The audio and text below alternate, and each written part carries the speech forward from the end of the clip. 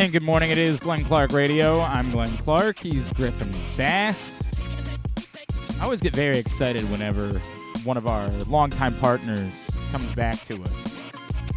I mean, I love all of our partners, of course, but some in particular I think I have very specific affinity for. And one of those is the Baltimore area Chick-fil-A restaurants. They invite you to support Toys for Tots on Saturday, November 12th, 1 week from this Saturday. Donate a new toy at any of their 13 Stuff the Truck locations and receive a free sandwich offer card as a thank you. For more information, visit PressBoxOnline.com/toy drive.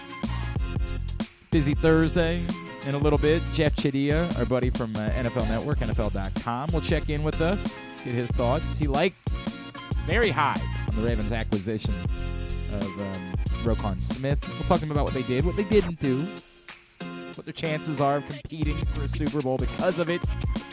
Later on in the program, we'll make our picks. KZ will be with us for the week. I had Nick Kelly, because he is a psychopath, sent me a few other possibilities. Some kosher ideas for a bet that KZ could maybe participate with us for. We'll see. I'll roll some of those out there. We'll see how we feel about it. You going to keep us on the edge here? Yeah, I'm not doing it now. Well, KZ's not with us now. Okay. So well, what's the point of the debate? I thought I could get ahead of him. No. You will find out when everybody else finds out. And also coming up a little bit later on, we will check in. Well, actually, we'll just listen to segment number 2 of the Tyus Bowser Show with special guest Chuck Clark from earlier on in the week. So all of that on the program today. Last night provided, again, I love saying it this way, last night provided a why we watch sports kind of moment. Now, I get it. I understand. And I'm not even trying to debate with people. I agree with you. A combined no-hitter is not the same. It's not even that it's not the same. It's like if this is a 10, that's like a 5. I think I saw Super 70 Sports on Twitter, who is a great follow and shares out a lot of Earl Weaver on Super 70 Sports page. And let me make this abundantly clear. Twitter could use more Earl Weaver. I'm not really sure what's going to happen with Twitter moving forward, but I know that if it's got a lot of Earl Weaver, I'm good with it. They tweeted, "Let's be clear, a no-hitter is something one man does. Tonight was a fancy shutout." I don't really inherently disagree with that. Honestly, I get it. It's not the same thing, but it's still something you don't get to see very often. And that's the point of sports, right? Is that like you tune in and you see something that might be different, something that you might not otherwise witness. And even though it was a combined no-hitter, the majority of us have never witnessed a World Series no-hitter in our lives. We got to see something that you don't get to see. That's why we watch sports, because you cannot, try as you might, always predict what might occur. Now, if I'm the Astros, I got to be sitting there wondering why it is that I decided to wait until Game 4 to start Christian Javier. Jeremy and I were talking about this on Monday. Jeremy was on Tuesday this week because we did the college basketball show on Monday. He's kind of been their best pitcher. Why wouldn't you make sure you line him up to get 2 starts?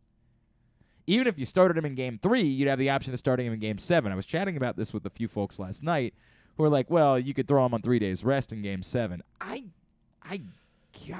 guess. To, like, close it out maybe? He's absolutely going to be available out of the bullpen. There's no debate about that. Like, there's no debate that he was going to be available out of the bullpen. But to start? Yeah. I guess if you're only committing to, like, a couple of innings, like if you just decided it's an all-hands-on-deck Game 7 and you're going to, quote-unquote, bullpen your way through it, you could have him be the first guy, the opener, if you will, and let him go. I wonder if it's okay to do that with someone who's still pre-arbitration, right? Like that. It's a big difference if you decide to do that with Justin Verlander, right? Like, he's made all of his money. Most of it. I mean, I take that back. He's still going to make more money. As bad as he is in his career in the World Series, he was really damn good this season. He's going to make more money. But he's made plenty of money. And so if Justin Verlander comes to you and says, dude, I'm not worried about what it might do to my arm. I want to win another World Series. Go ahead. Justin Verlander, by the way, will probably say to him after he starts Game 5, if you need me again on Sunday, go back to me. Make me available out of the bullpen. And I would have no problem with that with Javier out of the bullpen on Sunday. But I don't know if a guy who hasn't made his money yet, it's fair for a team to say, do you want to start on Sunday? Because the answer from the player, the competitor, is almost always going to be yes, right? Like, they're almost always going to say, I'll do anything to try to win. And I feel like we have shifted the way that we feel about what teams need to do in these situations, and we put it on the teams to be the ones to step in and say, nah, you're not doing that. We need to protect you. It's why we stopped criticizing teams for pulling pitchers from no-hitters, right? Is because we appreciated the fact that the pitcher, the competitor, wants to do everything.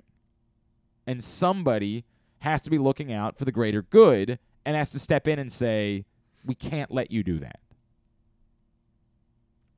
So an easy answer would be the Astros would go to Javier and say, dude, do you want to pitch? You want to start on Sunday? 3 days rest? You want to do it? You want to push it? What's he going to say? No. No, I'm going to let my team down. There have been plenty of questions about some of the decisions Dusty Baker has made, and I'm a Dusty Baker guy. I want to see Dusty Baker win the World Series. I've been unabashed about that. The dude deserves it. No offense, Rob Thompson. Nobody knew who you were 5 months ago. Everybody wants to see, not everybody, a lot of us want to see Dusty Baker win a World Series, but there have been fair questions to be asked. And I think one of the fairest questions that kind of all managers go through is falling back on the best version of someone. And it's particularly tough when we talk about the Astros with Justin Verlander because Verlander was so good this season. He was the best pitcher in baseball all season long. But he has had kind of a shaky history, particularly in the World Series. And he wasn't brilliant during the postseason. You had the opportunity to stack your rotation. Why wouldn't you have been more inclined to try to get Javier lined up to reasonably make 2 starts? Got questions about that. I got questions about it. But it was still cool. It was still something. Whatever it was, however you want to describe it. Obviously, if you're a Phillies fan, it was not those things. It was not cool. It was not, I mean, I guess you can't make it so it wasn't something. Like, it was definitely something. But the rest of us that are somewhere between neutral or, for me and for, I think, a lot of Orioles fans, more inclined to root for the Astros because of the presence of Trey Mancini. I get it. He's not doing anything, but still, he's there. I mean, like, you saw him. It was very neat of him to hold the Ryan Miner sign last night. Look, we can criticize baseball for a lot of things. The stand-up to cancer thing has always been very powerful. I've always thought it was a really remarkable moment. It's something that they've kind of, they came to maybe for the wrong reasons, right? It was a corporate branding opportunity with MasterCard. But it's worked out to create something very unique and very meaningful. And every time they do it, we find ourselves sort of looking at who the names are and what the relationships are and seeing Trey Mancini holding up a sign for Ryan Miner, the former Oriole, who was his manager in the minor leagues, who now has stage 4 colon cancer. Just awful. It was special. Knowing his own fight, what he's been through, their relationship, it was a special thing. So for those of us that are more inclined to either be neutral or lean towards rooting for the Astros, it was really neat.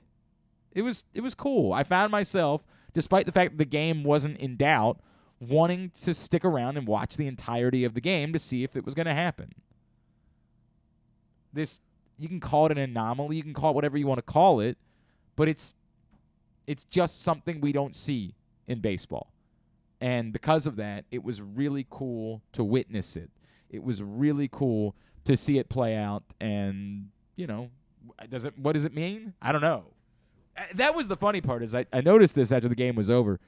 it was one of the more muted no-hitter celebrations I've ever seen. Not to say they weren't celebrating it, but they were celebrating it to me the way that they would any win in a World Series, right? Like, I think that the celebration last night would have looked the exact same if they had won 7-2. They won Game 4 of the World Series. It was a pretty must-win game for them. Yeah, it was just relief, really. It's like it didn't feel like an electric, we just threw a no-hitter type of celebration because it almost can't be in that situation. You acknowledge this doesn't really mean anything if you turn around and lose the next 2 games. And that's the funny part about it.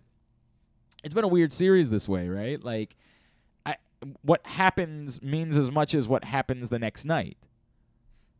The Phillies staged this dramatic comeback in Game 1. Are they seizing the series? Are they proving that they're the hot hand? They're the team that came to life, that came on fire. They're unbeatable. Oh, no, and a night later you were reminded like the Astros are still very much a factor in the series. Then the Phillies get a pivotal Game 3 on a night where the Astros can't do anything at the plate. Like anything at all. You're like, man, there's a chance the series doesn't even get back to Houston. Those of us that bet the Astros on the game line feeling quite stupid. This series could be over in 5, and there could be a mob scene in Philadelphia on Thursday night. Well, that lasts for one night, and the next night you turn around and the Phillies can't do anything offensively. So it's been a weird series that way. I don't know how I feel about it. The Phillies tried to fire a bullet by throwing Aaron Nola last night. And they're in a different situation because Aaron Nola, I think you could ask Aaron Nola to pitch in Game 7. I think you could. I think it's a little bit different than Javier. I think I'm presuming you probably talked about it ahead of time when you made the decision to pitch him in Game 4. I'm presuming you discussed it. And while Aaron Nola is younger than Justin Verlander, he's already made a good amount of money, right? Like Aaron Nola made $15 million this season. Christian Javier is just getting to arbitration. He hasn't made his money. I think you could ask Aaron Nola.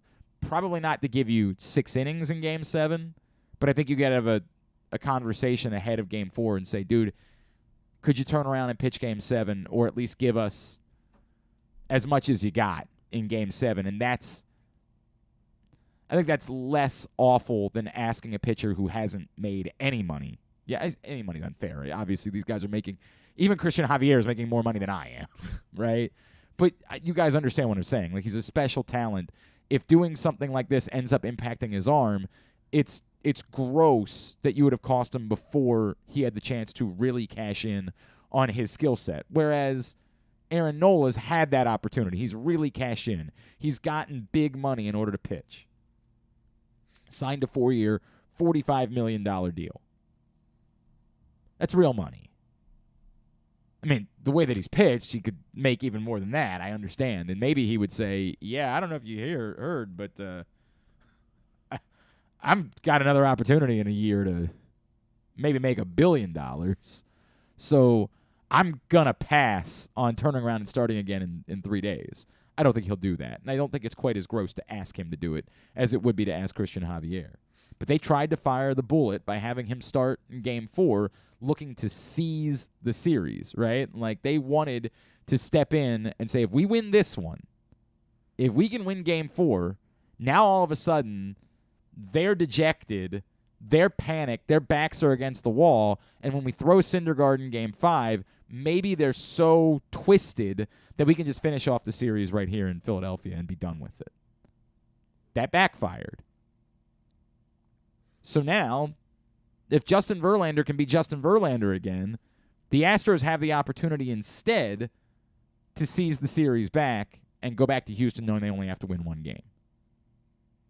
But the cool thing about this World Series has been there have been different storylines literally every night. If you're the Astros, the thing that you're probably frustrated, I think I saw the stat was they've had at least a 4-0 lead in 3 of the 4 games now. Jeez. Yeah, you'd think that if that's the case, like that, you really got to be ruining game 1 at this point, right? Like if you just don't blow game 1, this thing is basically over. But they blew game 1, so here we are, and the Phillies are, despite getting no hit last night, as abysmal as it was, they're very much still in this series, and if they can somehow win tonight, they just got to win 1. Remember, I'll even say this. Even if the Astros win tonight, remember the Astros were up 3-2 going back to Houston in the 19 World Series against the Nationals. Remember, that was the bizarro year where the road team won every game of the series, which is just... That's how it should be. Sure. I've always thought about that, and I've never really asked any Nationals fans. The tricky part with Nationals fans is that, like, there isn't the same connection. I'm not trying to knock any D.C. baseball fan. I think there are really great baseball fans in D.C., but you haven't had them for your entire life, right? Like, and maybe there's a comparison to be made with the Ravens and when they won their first Super Bowl, right? Like, we didn't have this, like, emotional attachment to the franchise. They were around for 5 years, and then they just magically won a Super Bowl. We're like, holy crap, what is this? It was impossible. It was a miracle. We've described it. This thing. So I wonder if in a weird way it's somehow meant slightly less that they didn't get to see their team win a game at home in the World Series. Like, they still won the World Series. I'm not trying to take anything away from it. Like, you win a World Series, you win a World Series, Chief. Like, there's no doubt. But is it slightly less enjoyable if you went to all of the home games, you didn't get to see a win? You were depressed at the end of the night, and God knows how much money you spent on tickets in order to do it. Like, I just don't know. I don't know how that must feel, and I don't know how to compare it because it sounds like I'm taking a shot, and I'm not. I've just always kind of wondered if there are people who are like, dude, I'm really happy we won the World Series, but, like, yeah, probably would have meant a little bit more if we could have just won one freaking game at home when I spent $6,000 on tickets to all the games. Another way, shout out. I am going to go to Wisconsin on Saturday. Nice. Oh, it's not nice. I have to leave at 6:30 a.m. on Saturday morning, fly to Chicago, then drive 2 hours to Madison, hopefully getting there on time. The good news is that the tickets to the game are dirt cheap. I have no idea what the deal is at Wisconsin. Like, I guess just because they're not as good as they normally are, there is far less excitement, and I get it. They're playing Maryland. It's not exactly a marquee matchup. I got the 15th row. 11 a.m. start. All of it? Yeah. All of it. I get 15th row behind the Maryland bench for $20. Congrats. $20. That's I wandered pretty solid. onto one of the ticket websites this morning. I'm like, I wonder what these tickets are going to cost. Because I thought about, like, do I call around and ask if there's somebody I know that'll give me free tickets, right? Like, I thought about playing that game. And then I wandered over to the ticket website. I'm like, oh, my God. They're flooded. Like, there couldn't be more tickets available. Then I'm like, maybe I should check the weather and see if there's a reason why these tickets, knowing me, I just bought tickets to a game. It's going to be 10 degrees and pouring rain all day in Wisconsin. What is Saturday. the weather? Is it? I haven't looked. Oh, you I haven't looked. I didn't feel get like it. Someone tells me it'll be clear. I literally just bought the tickets right before we started the show today because I found that there was a flight that I could get. The other problem I had is that, like, I had thought about flying into Chicago and then flying out of Milwaukee on Monday, and the problem was to rent a car from Chicago and drop it off in Milwaukee was going to cost you. I don't understand how these big car companies are still trying to charge an arm and a leg to drop off a car in a different location, but to drive back to Chicago and drop it off there, it was like $30 a day or something like that. It was something very reasonable in order for me to do it that way. So it sucks. It means I got to drive 2 hours from Chicago to Madison. But we're going to go. My wife and I are going to go watch Maryland play Wisconsin on Saturday and do some she doesn't know that I'm going to be touring everything related to Chris Farley during the course of the day. I'm going to go visit his grave. I'm going to go see everywhere that Chris Farley performed as he was coming up in his career. And I'm sure she'll appreciate that. no, she will not. It will mean nothing to her whatsoever. And by the way, I'm going to attempt to do it this way. I'm going to attempt to go, like, just sort of walk around and be like, oh, wow, I've heard of that before. I think that place might be the place where I'm going to try to make it seem like I didn't know. ahead of time. I'm going to lie is the answer. I'm going to lie when we do Chris Farley things in Wisconsin this weekend. Gary Stein and Stan the Fan will be with you on Monday for the show because I will be coming back from Wisconsin and going out there to see Maryland play the Badgers on Saturday with Talia Tungavailoa back under center. Looking forward to it. All right. Hey, online sports betting is coming. I mean, in a matter of weeks to Maryland. It's happening, finally. And PressBox will be your source for the best offers and sign-up incentives. Starting now, you can get a $100 pre-registration credit from our friends at FanDuel by going to PressBoxOnline.com/offers. The $100 credit is in addition to the new user promo you'll get when they go live. PressBoxOnline.com/offers right now to get your $100 FanDuel pre-registration bonus credit. PressBoxOnline.com/offers. We understand you're being inundated right now. You're being bombarded with everybody trying to get you to sign up to bet with them because they know it's coming. So we are trying to do our best to provide you the best sign-up offers. And however it is that you want to go about doing your betting, that's your choice. We understand, but we are just trying to find a location where we offer you the best sign-up offers that you can get as online sports betting goes live here in the state of Maryland. We'll get our first injury report of the week from the Baltimore Ravens today.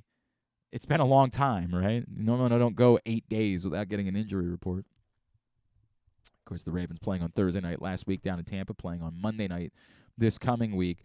Roquan Smith met with the media yesterday. Nothing particularly significant that we learned from that conversation, but seemed to be excited. Obviously, be in a good place, an opportunity to go try to win a Super Bowl this year. We'll see what happens moving forward with Roquan Smith and the Baltimore Ravens and whether or not they're able to keep him around. Let's chat with one of our favorites here on GCR. This man, of course, NFL Network, NFL.com, and he is very high on the Ravens' acquisition of Roquan Smith at the deadline. It's a pleasure to welcome back to the program our friend, Mr. Jeffri Chadiha, who's back with us on GCR. Jeff, it's Glenn and Griffin in Baltimore. It's great to chat with you, man. Thank you, as always, for taking the time for us. Oh, thank you for having me on. Always a pleasure. It's great to chat with you. You seem to be very I'm in a weird place because in a vacuum, to me, Roquan Smith is a wrecker. He's a game changer. And for as many good football players as the Ravens have, I don't know that we would say they have a ton of game changers, right? They got a quarterback, clearly. They got a tight end. They've got a kicker, right? I don't know how many game changers. Adding a game changer at what is not an overwhelming price, I just don't know how that could possibly be anything other than very good for this football team. Yeah, no, I agree with you, and the price will come pretty soon here, I imagine, after the season's over, because he wants a lot of money. But for what you're getting and what you need on that team right now, he certainly helps.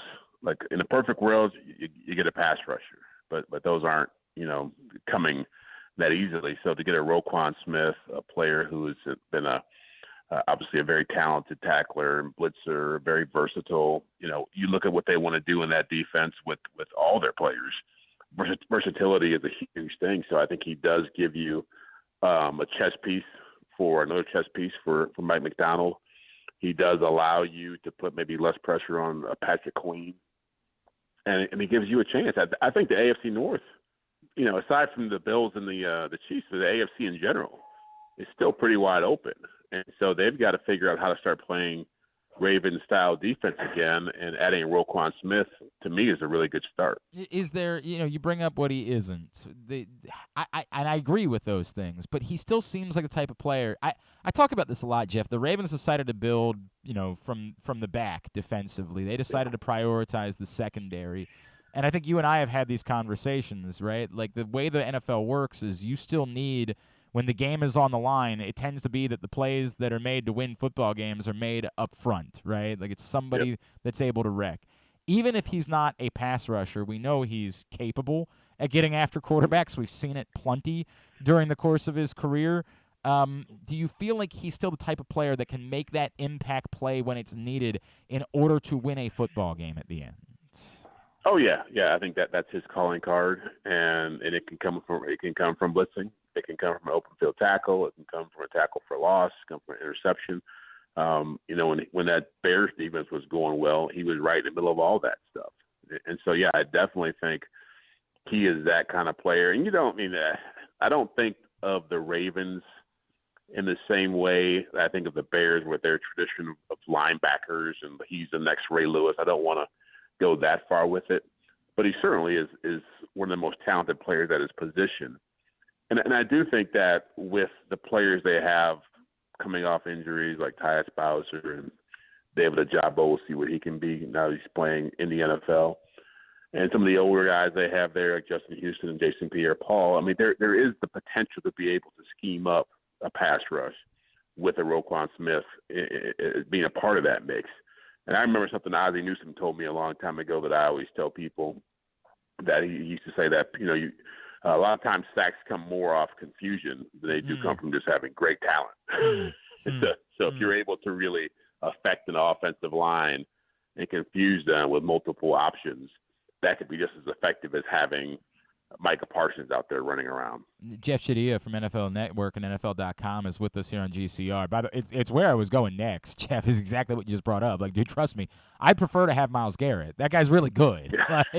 Unfortunately, those guys largely aren't available, right? Like, we got blessed having a Terrell Suggs in Baltimore for a long time, but those guys typically don't just, there's not 20 of them in the NFL. What the Ravens have done, again, I get it. I was doubting whether or not Justin Houston still had this much left in the tank. He's been phenomenal. He's been awesome this season. He's been excellent.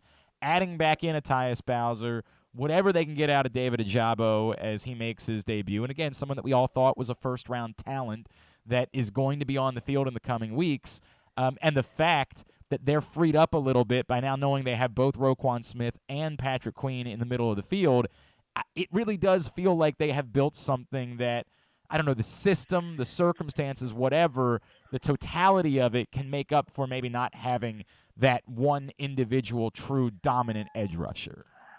Yeah, no, I agree. And I think that's where really a lot of the NFL is going anyway, just because, on the one hand, it's really hard to get pass rushers coming out of college who can really step into the NFL and be dominant. It's because at the college level they're just a better athlete than everybody else. They're not seeing great offensive tackles and different schemes designed to stop them, and so there is an adjustment period there. And certainly, so you get a lot more guys like Adafe Owe, who's got great athletic ability, but he's still learning how to do the job. But if you have enough players who are like that, who are really athletic, really skilled, or really experienced, like the Justin Houstons of the world, you do have a greater chance of creating a pass rush for your team.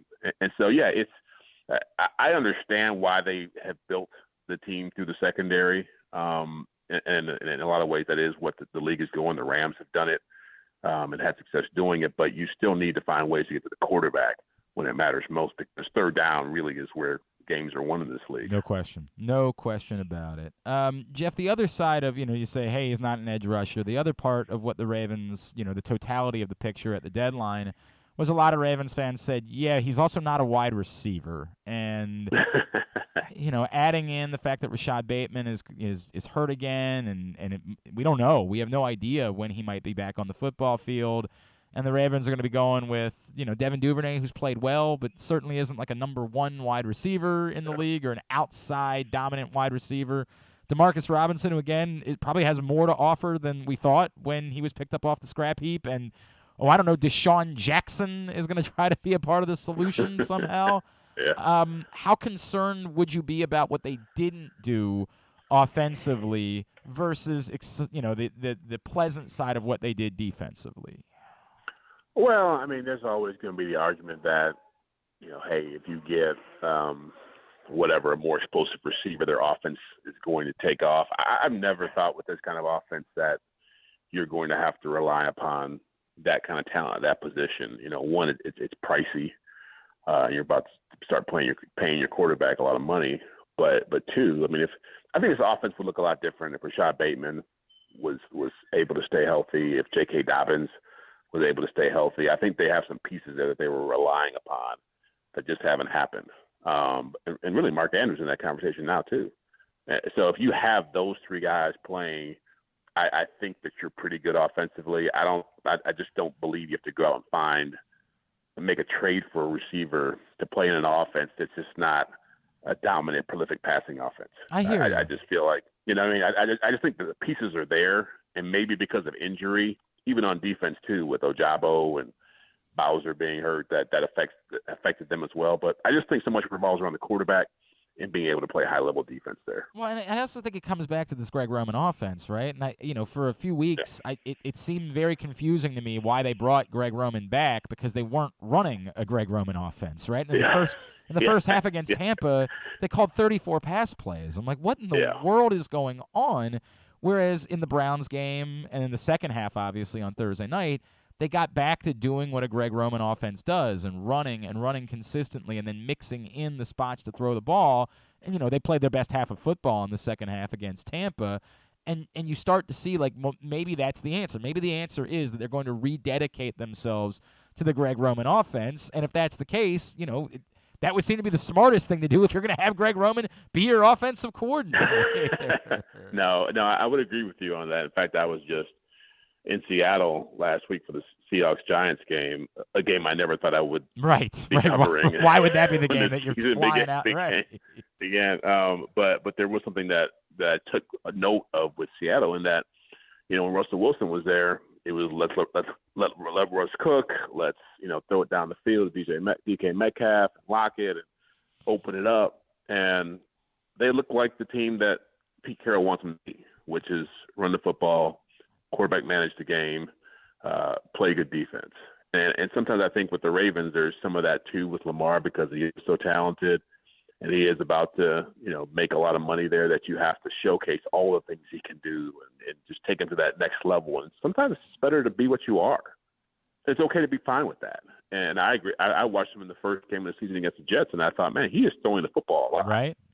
From a drop back, position. And so maybe they're concerned about getting him hurt by running him too much. Maybe they feel like this is the next step in their offense. But and I also wonder, with that young tight end taking off, with Mark Andrews going down, if that doesn't give them another reason to get back into throwing the football to bigger personnel to offset not having a great receiver. But yeah, I do think there's a lot to be said for just being who you are. That's what jumped out at me. I guess this always comes back to the question, though, is that enough to break through in a division or in a conference where you're looking up at Kansas City and Buffalo, right? Like, can the Ravens do the run thing and beat the Bills, beat the Chiefs if necessary, and get through to win a Super Bowl doing it? Well, that is going to be the question going forward. I mean, right now I would say no, just because I living in Kansas City, I've seen the Chiefs and Mahomes firsthand, and I know what Josh Allen can do with Buffalo. I mean, they've been pretty dynamic. But I also know that the Ravens had a season like that too. It didn't end in the championship when Lamar took off. So I've seen that potential in them as well. To be honest with you, I've told people this. I think Philadelphia is probably the greatest example you can give about what Baltimore can become, because what they're doing with Jalen Hurts and what they built around him has been pretty impressive. But they gave him Devontae Smith and A.J. Brown in order to do it, right? Exactly. He's on a rookie deal, yeah. Yeah, that's the tricky. Go ahead. Yeah, sorry, Jeff. I agree. But I agree with you. It is a tricky thing. And it is, when you look at it, it wasn't working at the start of last year, so they went to a run-dominant offense and made the playoffs, but they still were able to develop and incorporate some of that stuff. And it's at some point, I think at some point they have to figure out, are we going to be okay with Lamar Jackson doing what he's doing and maybe not having him for a long period of time? Or are they going to do things that, make better decisions on defense, to find more edge rushers? It's just, they're kind of stuck in a weird spot here. But I never question the coaching, the talent of the quarterback, or the tradition there. I think they're always going to be in the mix. And look, I completely agree with it. They're always going to be in the mix. I come back to, to your point, what Philadelphia is doing, they know at some point they're going to have to throw the football. They got really great players. I still worry that when this is over, when we get to whenever the Ravens are eliminated, we're going to sit around and say, look, man, they did everything they needed to do. They ran the ball well. They got into the Greg Roman offense. They won a bunch of games. But when they needed it, they didn't have the guy on the difference maker outside at wide receiver they needed to throw the ball to. I keep worrying about that. Hopefully I'll be wrong about it. Jeff, what's on the schedule for you this week? Where are you going to be headed? I'm actually in Minneapolis right now, working on a story on, ironically, on the importance of number one receivers to an offense.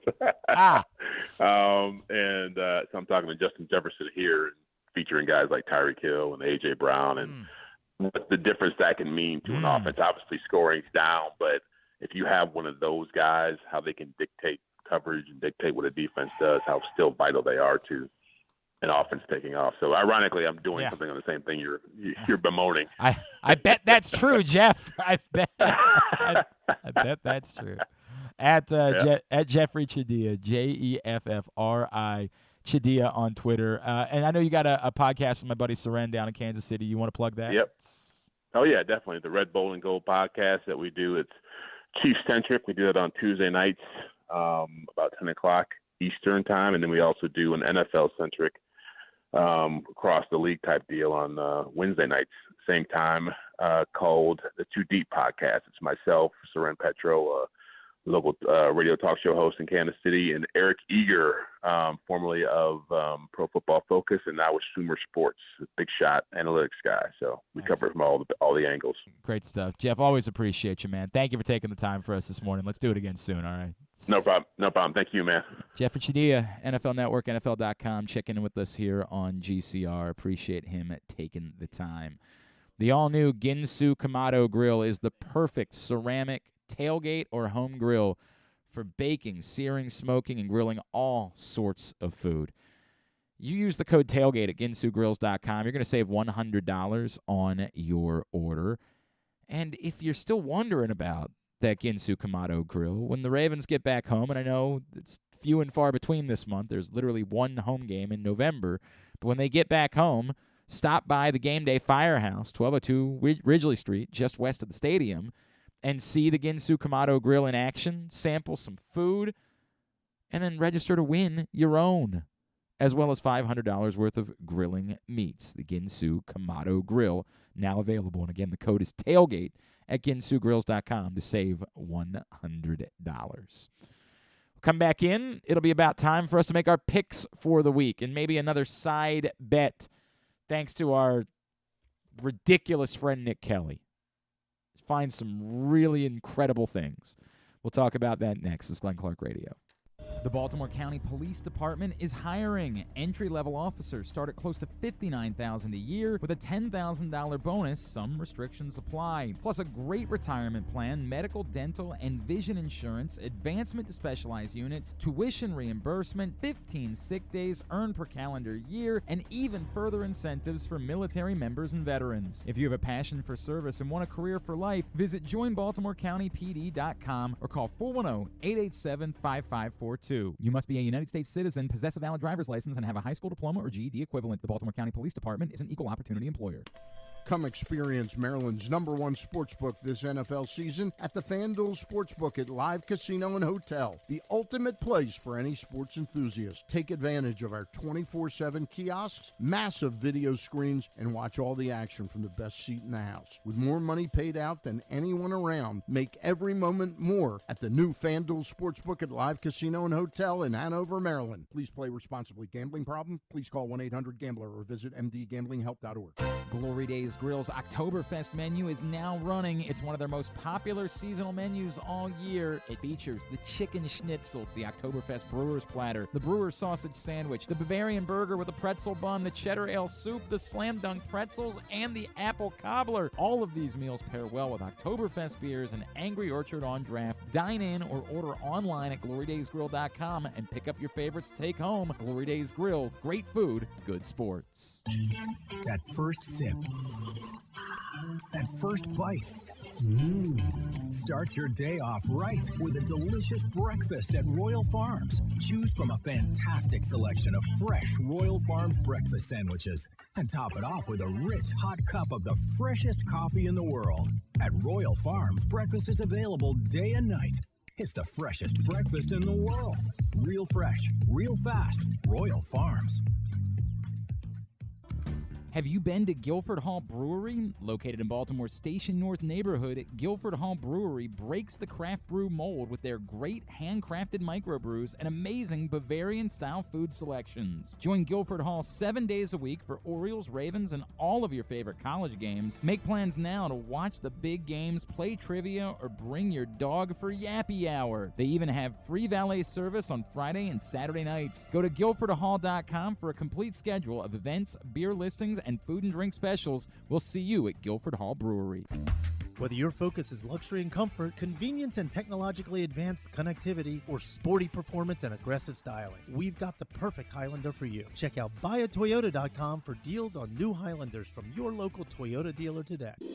Receive a free Chick-fil-A chicken sandwich offer card as a thank you when you donate to Toys for Tots on Saturday, November 12th at any of the 13 Baltimore area Chick-fil-A Stuff the Truck event sites. Be one of the first 50 people to donate, and you will also get a free t-shirt. For a location list and more information, visit PressBoxOnline.com/toy drive. Tune in to Simply the Bets every Tuesday and Weekend at Bookies every other Thursday at 11:40 a.m. And if you really have nothing better to do, keep listening to this show too. So, Griffin, we haven't heard back from Dixieland? No. No, nothing back yet? No. Well, I mean, look, on her time, right? Yeah. I know we had also talked about the possibility that if it didn't work out with Driving Miss Dixie, that we would maybe try with Miss Argentina or like Miss Puerto Rico. Ah, yes. But I have bad news. Yes, I know. Those two were those were next on the list. I know, for sure. right? Like I thought that was. I thought that would more realistic. Unfortunately, they decided to marry each other, Miss Argentina and Miss Puerto Rico. Now married, or they're going to get married, or they got married, right? They secretly got married. Yeah, I think so. They got married. They secretly got married to each other, which is beautiful. Beautiful. They're lovely people. Just very bad news for Griffin because we thought that might be next. You know, if it didn't work out with the old Dixie girl, then we would go see about Miss Puerto Rico or Miss Argentina, and unfortunately, both now off the market. That's tough. It's really tough. I don't know. I don't know what I'm gonna do. I don't know where we go next. Right? Like, do we have a fourth on the list, or there's was Dixie, gotta be Argentina, Puerto Rico, and then who was number 4 on the list exactly? Where are we going I don't know. from there? I don't. I can't. All right, we'll keep. I don't know who the kids are into these days. Like, I see somebody posting about Selma Hayek. Selma Hayek's posting a bikini shots at 50 years old, and I'm like, tell me more. I think the story was Selma Hayek says she won't stop posting bikini pics in her 50s, and I was like, that's what a hero looks like. It's a hero right there. I tell you something. I support her.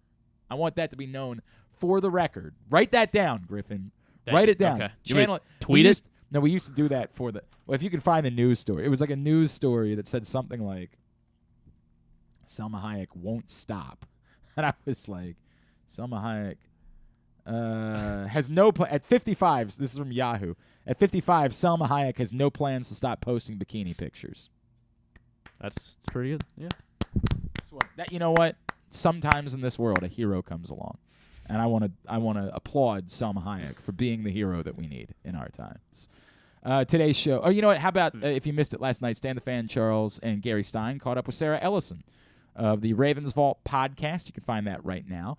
YouTube.com/PressBoxOnline, PressBoxOnline.com/video, or Facebook.com/PressBoxSports. Stan and Ross Grimsley caught up with former Oriole Shane Turner. Talk a little World Series earlier in the week. Again, both those shows are available in those locations. World Series Game 5 is tonight. Didn't work out.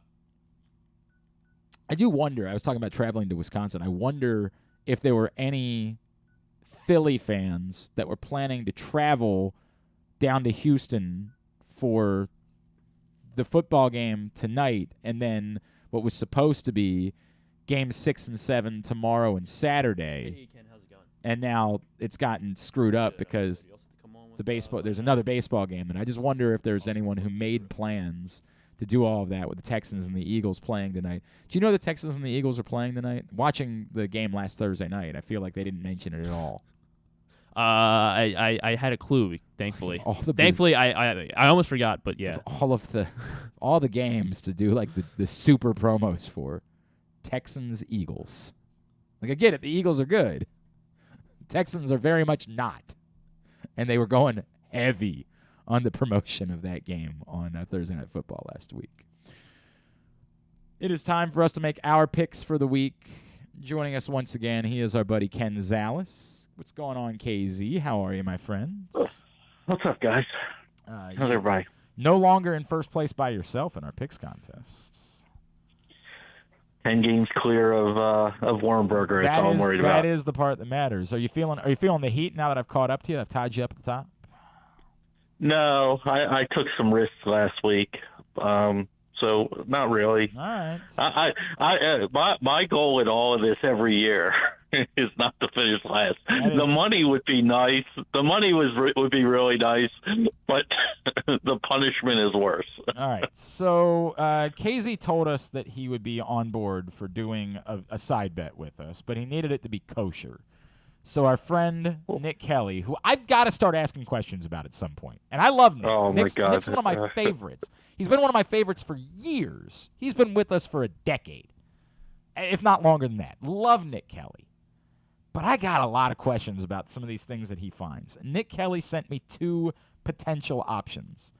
The first one is a mayo and mint apple jelly sandwich, which definitely sounds terrible. Apple jelly? Mint apple jelly. Oh. Mayo and mint apple jelly sandwich. Now, the problem is, like, as gross as it seems, I think, like, after you get past the first bite, it's just basically eating a sandwich, right? Like, I don't know. No. I don't know how I feel about that. The other, and I'm not sure, this is one of the weirdest things I've ever seen in my life, and I'm going to show Griffin the picture. It's apparently called a candle salad. Now, it does not involve candles. We're not going to be eating candle wax. They make it look like a candle. It's lettuce leaves, a pineapple ring, a banana, a maraschino cherry, and mayonnaise to replace the melted wax. It looks like that. That's the candle salad. Now, what is the thing in the? It's a banana. Oh, it's banana. Okay. What is the fascination with the mayonnaise and Nick Kelly? Well, first of all, that's okay. Like you know, I find mayonnaise to be truly disgusting. Deplorable. I know, but it's a deplorable condiment. Oh, so I think God, what he's figured out is he knows if he sends anything that involves mayonnaise, you'll freak out. I'm going to be disgusted by it. Like if he sends something with barbecue sauce, I'd just be like, yeah, that sounds tasty. Let's go ahead and do it. So I think he knows what he's doing. I don't know. Can you find mint apple jelly at like your neighborhood grocer? I don't even know if that's how easy that would be for Griffin to track down.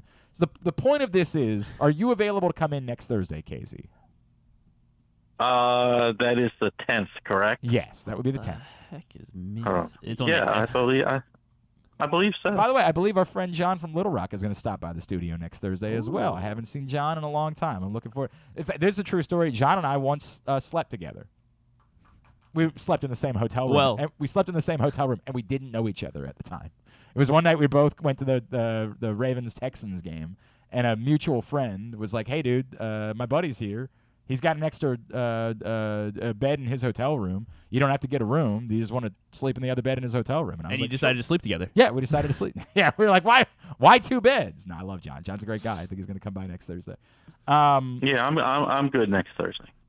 If we can find the mint, because that would give us time that we need to order it. We could order it, I guess. It is on Amazon for $27. Well, we should probably look to see if we can't get it for a more reasonable price. All right. But the point is, you don't have to get it on Sunday night, Griffin. You could get it. Like we would have time that we would be able to acquire it, or maybe we tell Nick Kelly he's got to be the one to acquire it because he's responsible for all this nonsense. So we'll do next Thursday, and I believe it's got to be a healthy amount of both. Like that's the part that I think in order to make it truly disgusting. So it's mayonnaise and mint apple jelly. Mayonnaise and mint apple jelly on a sandwich, and I think we need to make it a healthy amount of both items. Okay. Are we good with that? Sure. All right. So the way this works, loser between the three, whoever has the worst performance of the week is the one to consume. If there's a tie, we both consume, or all three of us. So if all three of us go 9-0 this week, if we all pick the games the exact same way, get them all correctly, then we'd all three have to come in here and eat the sandwich anyway. I'd like to add a caveat to this. If all three of us go 9-0, Nick Kelly has to eat the sandwich.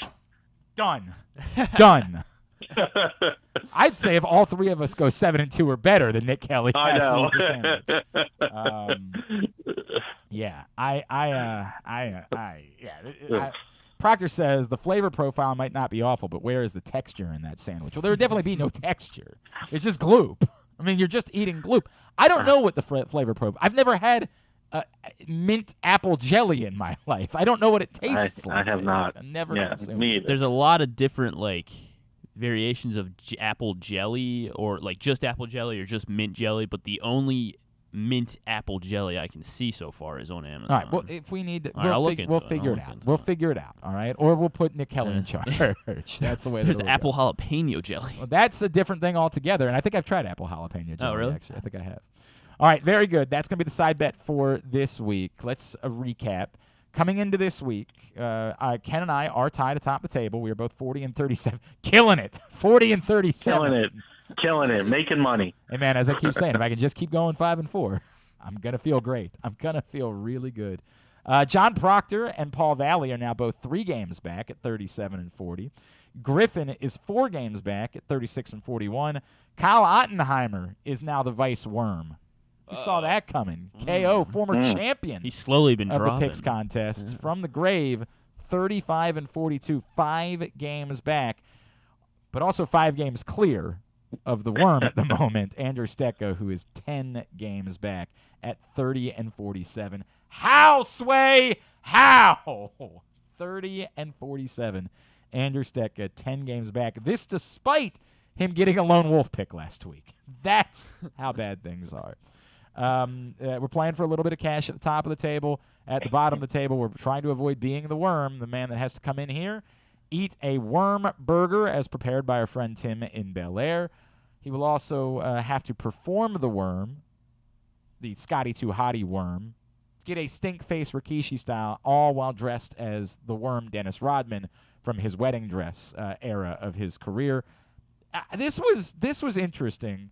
John Proctor asked earlier in the week, do you think that Jeremy Kahn would willing to come in to be the one we perform the worm on and then give the stink face? And my guess is yes. I don't want to put the words in his mouth, but if I know Jeremy Kahn, the answer is yes. He would be willing to come in here and do that. So I'll run that by him. But if I have to make an assumption, the assumption is that he'll do it. We've got 3 college games and 6 NFL games to pick, as always. Where are we going first? We are starting where Glenn Clark will be this weekend, Madison, Wisconsin. That's right. The Badgers. Hopefully. Okay, hopefully. Not locked in yet. I bought the tickets. Okay. One small flight delay. Oh, okay. Or a little bit of traffic between Chicago and Madison from this all falling apart like a house of cards. Maryland at Wisconsin, noon on Big Ten Network. Wisconsin getting 4.5 at home. Wisconsin's getting 4.5 at home? Laying 4.5. My fault. I was like, that's a big my difference. My fault. Man, Wisconsin definitely has been better since Jim Leonard took over. That's the difficult part because, Wisconsin stunk, right? And you were like, at one point, we were looking at this game on Maryland's schedule and being like, oh, this is a great tune-up for this is a win. Go get this one, and then, get ready for Penn State and Ohio State in the 2 weeks that follow. But then all of a sudden, Wisconsin fires their head coach. They give the job to Jim Leonard, and, they win 2 out of their next 3. They did still lose to Michigan State, however, and Michigan State stinks. But they beat Purdue, who beat Maryland. I know what Ken's going to do just because he's a bad guy. and I know the power that Ken now holds. By picking Maryland, he might guarantee that Wisconsin covers. this feels like the two teams are even enough that you should just play the points, right? Like, it feels like I don't feel great about Maryland's chances of winning, but I don't think Wisconsin is so much better than Maryland that having 4 points to play with, I feel like the smart bet is to play Maryland here. So I'm going to play Maryland despite the fact that Ken's going to ruin everybody's fun here in a second. How am I going to ruin the fun? I mean, Maryland is bowl team. They're vying for a major bowl. Yeah, that's true. I mean, have you looked at their schedule? Like, they should only lose one more game. Well, they've got both Penn State and Ohio State, Chief. They're probably going to lose both of those games. Nah. No way. Listen to this is now he's doing a Forrester bit. This is going. No, there's no way. Come on. I'm taking the Terps. Wow. Go Terps. You are a terrible human. What a wretched person you are.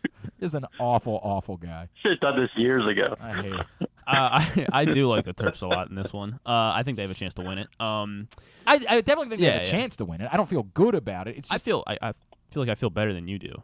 You definitely do. Yeah. I don't feel good about it at all. I like them. I think they got a good chance straight up. But yeah, so Ken on the Terps. Also, the last time I made a long trip to a Maryland game was when I was in college. I drove all the way down to Atlanta to see Maryland play Georgia Tech on a Thursday night when Maryland was good. And I don't remember who the quarterback was, but whoever it was got hurt, and they had to play like Jamar Robinson or somebody like that at quarterback, and they scored 3 points and lost to Georgia Tech on a Thursday night when I had driven all the way to Atlanta when I was broke in order to watch the game. Sounds so like I a don't have a game. great – I was there for a couple of the bowl games. I was there for the Peach Bowl. I was there for the Gator Bowl. So I have traveled to see Maryland play when they've won.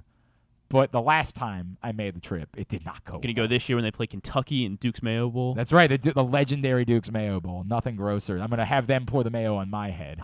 What if Maryland isn't a Where's Mayo the Bowl? mint apple jelly? I would love it. If it was Nashville, I might be willing to make the trip.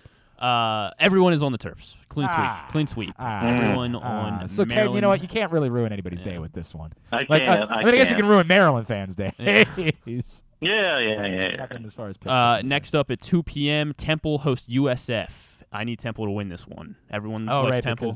Wait a second. What?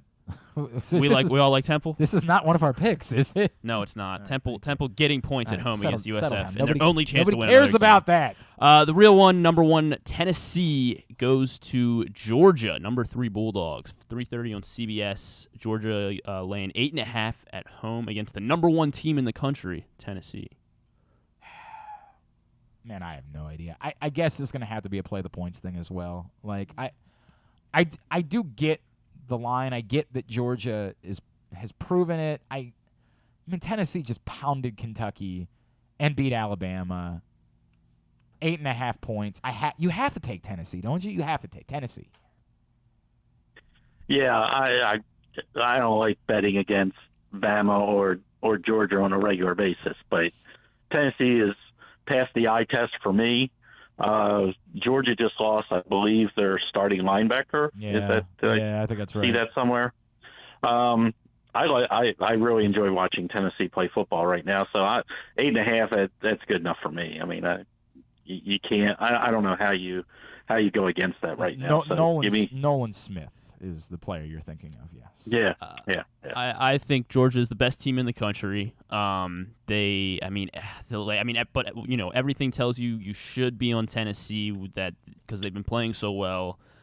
But I think Georgia's the best team in the country, and I think 8.5 is such a large number, and I feel like Vegas knows something we don't. I'm gonna stay on the Bulldogs. All right. Take Georgia. All right, I get that. The Vegas knows something we don't. Worked out last week in the Jets-Patriots thing. So it will be me and Paul, the lone Bulldog backers, this week. I get it.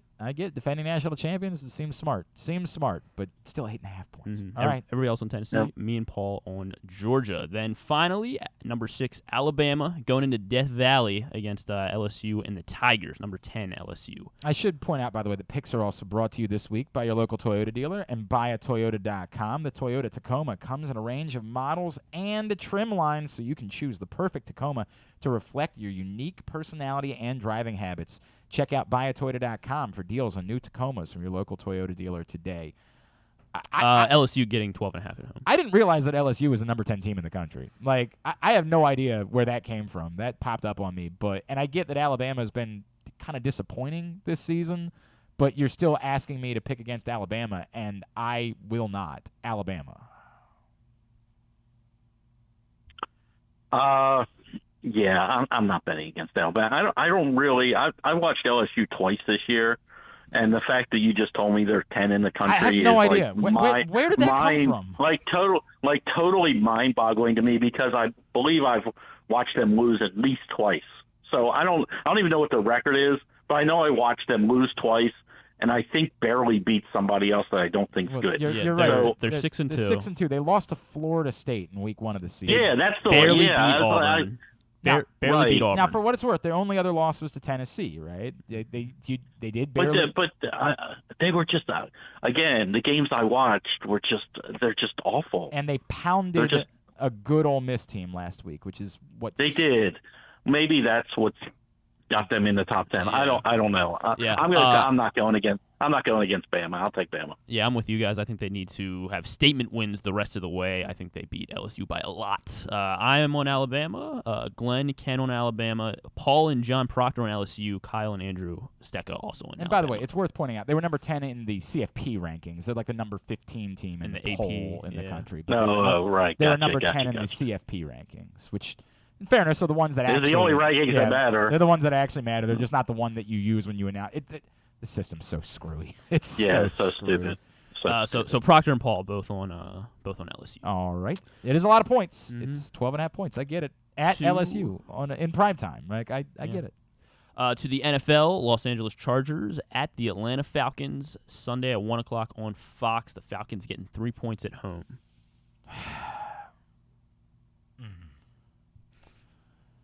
West Coast team, 1:00. Falcons have covered a lot this season. Chargers have been disappointing. Justin Herbert has not seemed right, but they are coming off a bye. But I'm getting 3 points. Falcons. Yeah, I'm going to go Chargers for all the reasons you just said.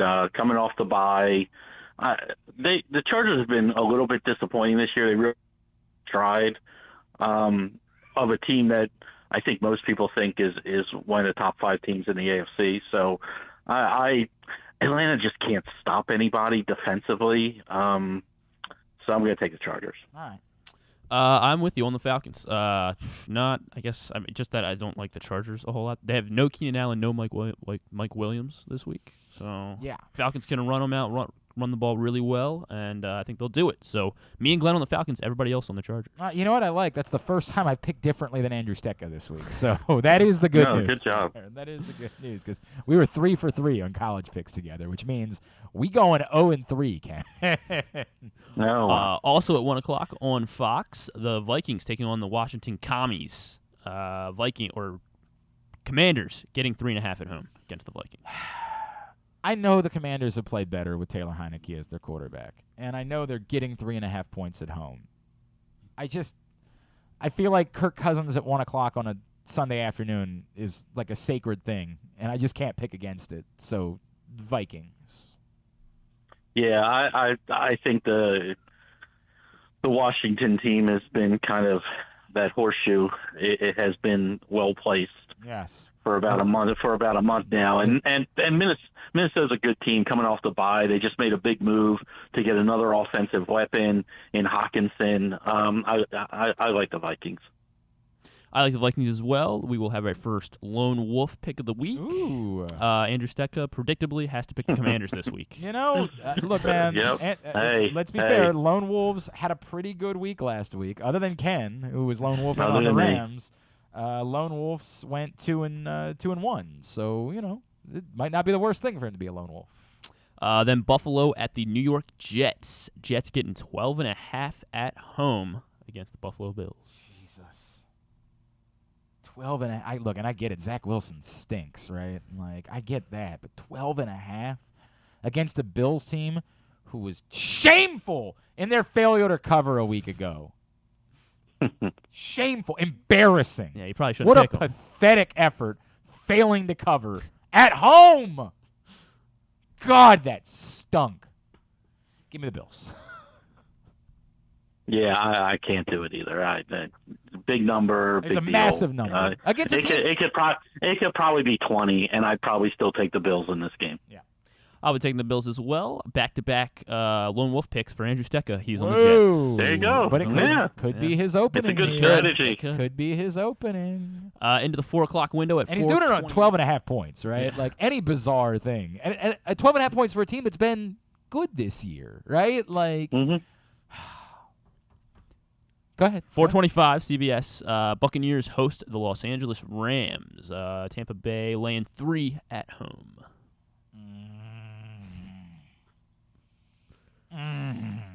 By the way, I believe this is the national TV game in the 4 o'clock window. So Yep. So there's only 2 4 o'clock games. enjoy your Sunday afternoon. Maybe it's a good week to go visit an apple orchard or something like that. I don't know. Make some mint apple jelly. Yeah, make some mint apple jelly and then drop it off. Which I guess might be easier for me to do. I'm seeing like recipes for it, and Are you really going to might be attempt to easier. make mint apple jelly? I don't plan on it. Yeah, I mean seriously. But I have no idea is the answer on this one. Like, who are these teams? I think inherently, so there's a couple things in play here. One, while it's a West Coast team going east, it's not a 1 o'clock game, right? So there's a bit of a benefit to the Rams in that way. But honest to God, what are the Rams? What are they? The best news is they don't have to worry about the fact they don't get a home field advantage. Like, when they're at home, they get embarrassed and there's 30,000 or 50,000 fans of the opposing team there. On the road, they probably feel more normal. Like, oh, this is the way it's supposed to go. What are any of these teams? I don't know. I don't know. The Buccaneers are at just pass. God damn, man. This is an impossible pick to make. It's impossible. I guess somebody would say the smart thing to do is to play the points, but it's only 3, right? Like, if it was 3.5, it'd be easy. You just say take the Rams, play the points.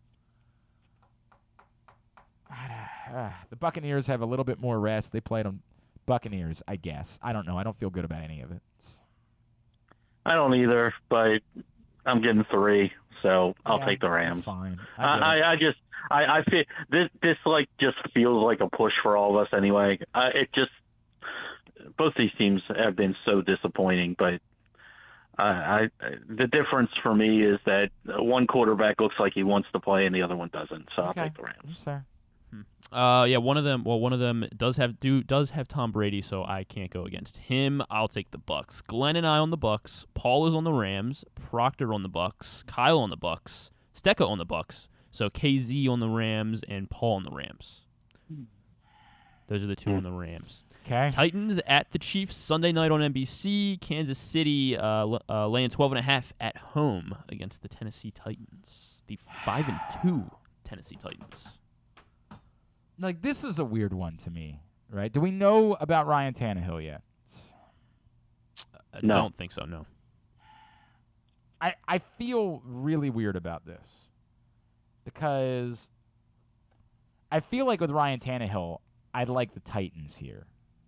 I just think they're still going to try to run the ball a ton, obviously, right? Like, that would still be the plan, would be to run the ball a bunch, try to keep scoring down a bit, and that plays into the number of 12.5. And remember, the Chiefs failing to cover has been like a trope that we have talked about a lot over the years, that for as good as they are, when the numbers are big, they don't tend to cover them. But if it's Malik Willis, I mean, I haven't seen anything in Malik Willis. And he was a guy I liked, right? Like, I was on board with the idea that at some point this season, they might end up going to Malik Willis anyway.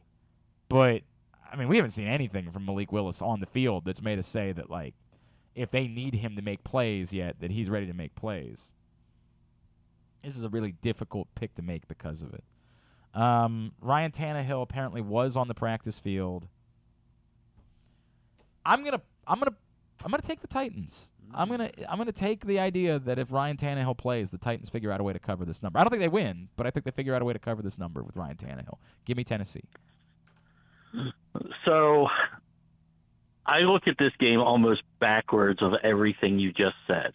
And the reason I look at it backwards is because Tannehill is playing, I feel like historically the coaches trust him to throw the ball more, which is exactly the opposite of what Tennessee should do.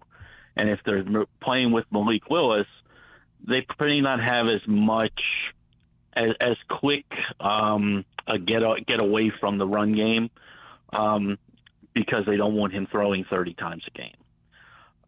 That Tannehill, I expect Tannehill to play. Therefore, I expect the Titans to get absolutely blown out. All right. And I'll take KC because right. I think they get down.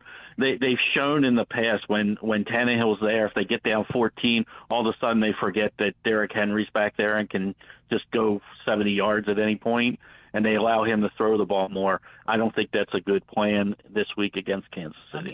You're not allowed to change your pick now. I just want to give you this number because it sort of backs up one of the things I was talking about with the Chiefs. Chiefs are just 7-13 against the spread at home since the beginning of 2020. I know we talk about it all the time. I just don't think this is I think this is a one-trick Titans team, and you can throw all over them. Their secondary is terrible, and I just Tannehill's there. They're going to say, okay, we got to get back in the game. Let's let him throw, and that's not going to work. Right. Yeah, I mean, I think the Chiefs are still the Chiefs. As soon as the Titans go down by a couple scores, I think they're pretty much out of it. So I think the Chiefs should be able to hold on, and I mean they got to cover at some point. So I will take the Chiefs. Proctor, Kyle, Stetka, and KZ on the Chiefs. Only 2 on the Titans, Glenn and Paul. But you've got Stetka, so yeah, we'll see. That's so true. very sorry. So we will see. Very we will sorry. See. Finally, Monday night in New Orleans, Ravens at the Saints on ESPN. The Saints are getting 2.5 at home. That number again. If that number was 3.5, I don't know. I might, but at 2.5, Ravens. Like I don't feel great about the Ravens. I don't know how anybody could, especially given the injury situation and who they may or may not play, knowing the bye is coming behind it. But I don't know. I think I've seen enough that if they can remember who they were in the second half against the Buccaneers, they should be able to do similar things. I give the Saints defense credit. It's very good. I don't know. There's nothing here that would lead me to not bet the Ravens, so give me the Ravens. So I apologize for this question ahead of time, but are we buying the game plan, the stuff coming out of the castle? Not a chance. I just want to see where we all were. Hang on. There you go. There's a twofold there. If it's true, it's insane. So, like, almost for my own sanity, I'm choosing to believe it's just hogwash, right? Because it's so much worse if they're telling the truth. If they're telling the truth it is. about what the game plan was on Thursday night, they should have gotten their asses kicked, right? Like, they should have been down by 3 scores and left saying, why'd we do that? Like, it's the dumbest thing I've ever heard. The dumbest thing I've ever heard. But they're all singing from the same songbook, so good for them. Hey man, yeah, be on board, right? Be on board, right? It's just the most ludicrous thing I've ever heard in my life. Maybe they'll do it again. I agree with you. It's only 2.5. This is not in the Ravens' historical wheelhouse as far as going on the road in a primetime atmosphere and winning football games recently, at least. So there's some hesitation. We don't know who's going to play. We don't know if Gus is playing. We don't know if Andrews is playing. I will say this. I did enjoy the second half last week simply because, and not because they got back to their roots and they ran the ball so much, but you got away from the tunnel vision and you found that, oh my God, there are other guys that can actually get open and catch the ball. I mean, Duvernay and Prochet and likely, making plays when you gave them opportunities is like, oh, really? I mean, we've been kind of screaming about that all year, but everything goes through Andrews. So maybe they found a little something offensively if they watch the tape. It's only 2.5. I'll take the Ravens. Don't feel good about it, but I'll take the Ravens. All right. Yeah, add DeMarcus Robinson to that list. I think the Ravens Robinson, I think the Ravens are a really good team. We don't know if they're a great team yet, but I think they're much better than the Saints. So I will take the Ravens alongside everybody else. We are all on the Ravens. All right. That's where we are. I don't know where we're finding the mint apple jelly, but that is, again, the side bet for the week. For KZ, Griffin, and I, loser is going to have to eat, or losers will have to eat a healthy amount of mayo and mint apple jelly on a sandwich together. We will see how that goes. And if we all go 9-0, Nick Kelly has to come in and consume it instead. Yeah. Which I just decided for him. Well, we can't do that because of the way we picked. Oh, that's right. We safe. picked it. Damn it. All right. Good news for you, Nick Kelly. All right, buddy. Everything good in your world? Everything's good. Busy time of the year, and we'll see what happens on Tuesday. Well, we will see you in studio next Thursday. We will look Yes. we will look You'll have forward to. to that. Could somebody please text me where you all are? Oh, yeah, now? we are I've in a new never been there. location. Yeah. And we changed the locks and everything. We didn't want you here. We made Yeah, it very yeah. clear. You quit on us, you son of a bitch. You're not allowed back. Yeah. All right, buddy. At Fans Fantasy on Twitter is still how you follow him. Love you, pal. We'll talk to you next week. Okay, thanks. That's our buddy Ken Zalis checking in with us for picks this week. Picks were also brought to you by the FanDuel Sportsbook at Live Casino and Hotel Maryland. Best place to watch and bet on all of the games is the FanDuel Sportsbook at Live Casino and Hotel. They got same-game parlay plus betting available for you. You can put both sides of a game, so both teams in the same game now, in your same-game parlay bet. You can bet up 25 legs of a same-game parlay bet. They just had a $700,000 winner in the FanDuel Sportsbook at Live Casino and Hotel Maryland this weekend. You, too, can be a big winner. Real people win real money in the FanDuel Sportsbook at Live Casino and Hotel. If you want, for example, this Sunday with the Ravens not playing, you just want somewhere to hang out, watch all of the games, bet on all the games all day long, email events@sportssocialmd.com in order to reserve your spot. When we come back in, we're going to hear from Tyus Bowser and Chuck Clark. Segment number 2 of the Tyus Bowser Show will be on the way next. It's Glenn Clark Radio. Receive a free Chick-fil-A chicken sandwich offer card as a thank you when you donate to Toys for Tots on Saturday, November 12th at any of the 13 Baltimore area Chick-fil-A Stuff the Truck event sites. Be one of the first 50 people to donate, and you will also get a free t-shirt. For a location list and more information, visit PressBoxOnline.com/toy drive. Come experience Maryland's #1 sportsbook this NFL season at the FanDuel Sportsbook at Live Casino and Hotel, the ultimate place for any sports enthusiast. Take advantage of our 24/7 kiosks, massive video screens, and watch all the action from the best seat in the house. With more money paid out than anyone around, make every moment more at the new FanDuel Sportsbook at Live Casino and Hotel in Hanover, Maryland. Please play responsibly. Gambling problem? Please call 1-800-GAMBLER or visit mdgamblinghelp.org. The Baltimore County Police Department is hiring. Entry-level officers start at close to $59,000 a year with a $10,000 bonus. Some restrictions apply. Plus a great retirement plan, medical, dental, and vision insurance, advancement to specialized units, tuition reimbursement, 15 sick days earned per calendar year, and even further incentives for military members and veterans. If you have a passion for service and want a career for life, visit joinbaltimorecountypd.com or call 410-887-5542. You must be a United States citizen, possess a valid driver's license, and have a high school diploma or GED equivalent. The Baltimore County Police Department is an equal opportunity employer. Make the most out of every day in your Toyota RAV4. Available in hybrid or gas-only models. A RAV4 can get you where you want to go in style. Check out buyatoyota.com for deals on new RAV4s from your local Toyota dealer today. The latest edition of Press Box is available now. On the cover, New Maryland basketball coach Kevin Willard sits down with Stan Charles and Glenn Clark to discuss the situation he inherited in College Park and how he plans to get the program turned around. Also, inside, we introduce you to men's and women's college basketball players from all of the teams in the area. And Bo Smoka profiles Ravens receiver Devin Duvernay. Press Box is available for free at over 500 area locations, including 60 Royal Farm stores, and you can always find the entire edition as well as the best daily coverage of the Orioles, Ravens, and Terps at PressBoxOnline.com.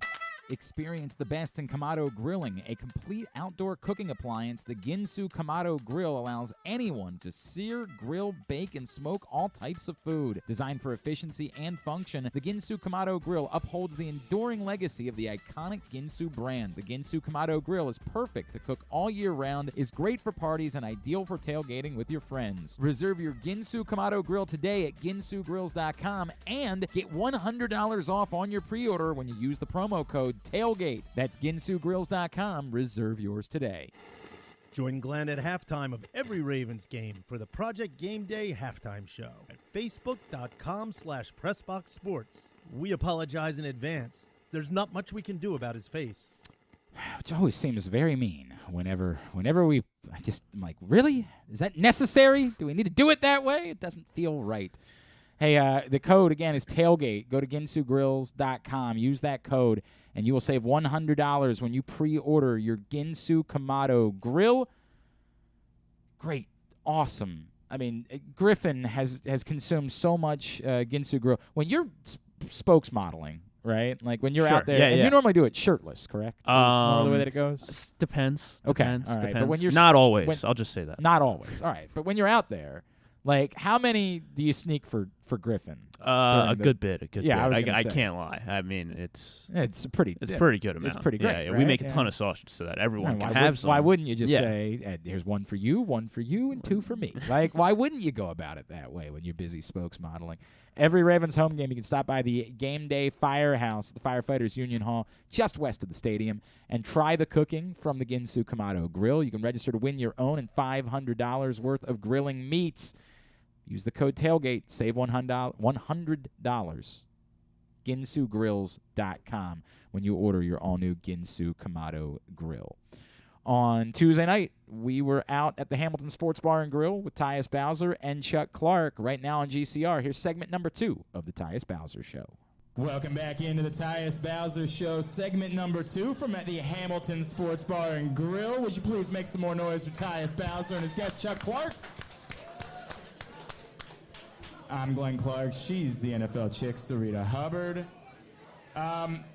We get, we're fans, right? Like, that's the way it goes. And so when we find out about, like, a new player coming, we act like idiots. We run around, like, we go crazy. It's like winning the Super Bowl. Yeah. You guys, like, there's, ramifications to everything and, like, the whole way that works. But when you see the news or get a text from somebody that Roquan Smith is about to become a Baltimore Raven, what does it look like at your house in that moment? I heard it at the facility. I was just getting some work done in the treatment room, and I was on my phone, and I just refreshed it, and the first thing that came up, where it was on like 2 minutes in, said that he had got traded here, and I was like, hold on. I started showing to everybody. I'm like, yo, you hear about Roquan? Then they showed it on the TV. People starting to come out of the hot tub and stuff. Like, yo, y'all just seen the trade and stuff. So it was crazy. It was crazy when we first heard it. That's cool. Chuck, how excited are you knowing that you're about to add to what you guys already have, a really good defense, obviously. Now it's a really good defense plus one of the best linebackers in football. Yeah. I think he's the top tackler in the league right now. Got the most. I mean, I take that as a challenge. So I always mess with PQ and be like, hey, I'm going to make you more tackles than you. So now I got somebody else to mess with now. But he like 30 ahead of me already. So I got to catch him. But, yeah, it's going to be fun, though, to have him out there with us, just to see probably what else we can do. How a little more complex we can get. So it'll be interesting to see how we put everybody out there. I mean, like, at this point, y'all couldn't be like a more complete defense, right? Like, you start to like really feel, I'm not trying to take anything away from what you've done, but do you start to feel like, oh my God, like we have the chance to be maybe the best defense in the league now? I mean, even so, I feel like that now with the guys we have. We lost a few guys, Michael Pierce, Fuller. We lost a few guys, but we have the depth, we have the people, we have the coaches to all put us in the right positions to be the best players that we can be. So, mentality-wise, I feel like we're the best defense in the league, and that's just how it's always been for me. Is it easy to just slide in? Like, if a player shows up, Chuck, like, is the sport, like, when you go somewhere, or does it take a minute? I think at the end of the day, ball going to be ball, but it just depends, like, what position it is. Like, cornerback, all right, we playing cover 1, cover 2, cover 3. So you saw, like, when Marcus first came, pick 6 first week, you know what I'm saying? But, right. I mean, it might be a little different for somebody, in the trenches or something like that. So, I mean, we'll see. I don't know. I just feel like if he's going to play Monday night, obviously he's not going to know the plays right then and there. But look, do what you was doing in Chicago. Tackle somebody, go after the quarterback. Hey, you just do those things. You know what you was doing before. See the guy with the ball? Yeah. Run fast, right. Make a fast decision. Exactly. And everybody else following you that do know what's going on, I dig it, man. We're all excited about Roquan Smith. Today's show is also brought to you by FanDuel. Online sports betting will be starting in Maryland in the next few weeks. PressBox is your source for the best offers and sign-up incentives. Starting now, you can get a $100 pre-registration credit from our friends at FanDuel by going to PressBoxOnline.com/offers. That $100 credit is in addition to the new user promo you will get when they go live.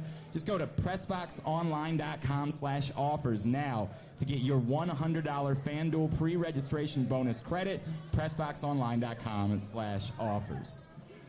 I don't like bringing things down, but this is a tough week in America, right? Yeah. Some really horrible news that we learned about as we taped this on Tuesday. And we were just talking, when Marlon was out, we were just talking about Migos like a couple of weeks ago. Yeah. Tyus, can you take me through like your emotions when you find out the takeoff, someone so young, so freaking talented is taken from us at such a young age? I mean, it was tough for me, especially, waking up this morning and seeing the news that he had died in my city that I live in, in Houston. And, I'm just going back to just the city and how it is, and really just us as a nation and how we just don't take care of the people that matters to us, the people that we care about, just in general.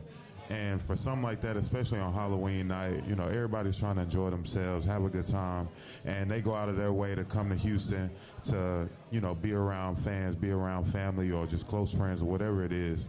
And for that to happen, that was hurtful for me, especially, listening to his new album that just came out, and I loved it. I love that he's getting the recognition that he was getting, and he's a very underrated artist, and he was flourishing, at the right time, and, just unfortunately, this news happened, and I was hurt. I was really hurt about it.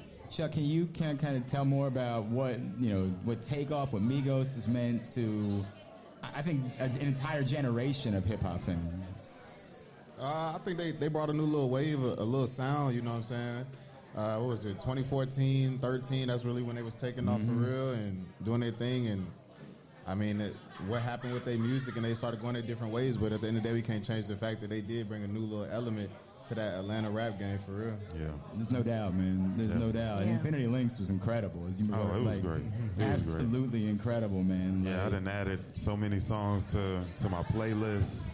Everything, and even just the old ones, you come back and you listen to them again, it's like, man, I want to get back to, the old Migos and the old songs that was actually hitting at that time, Bad and Bougie, the stuff with Drake, all different types of artists, man. Yep. And, they was going through their little feuds, there was some mess that was going on within the family, but, just from that and just to see what happened now, man, I just hate it, man. I really hate it. I really hate it.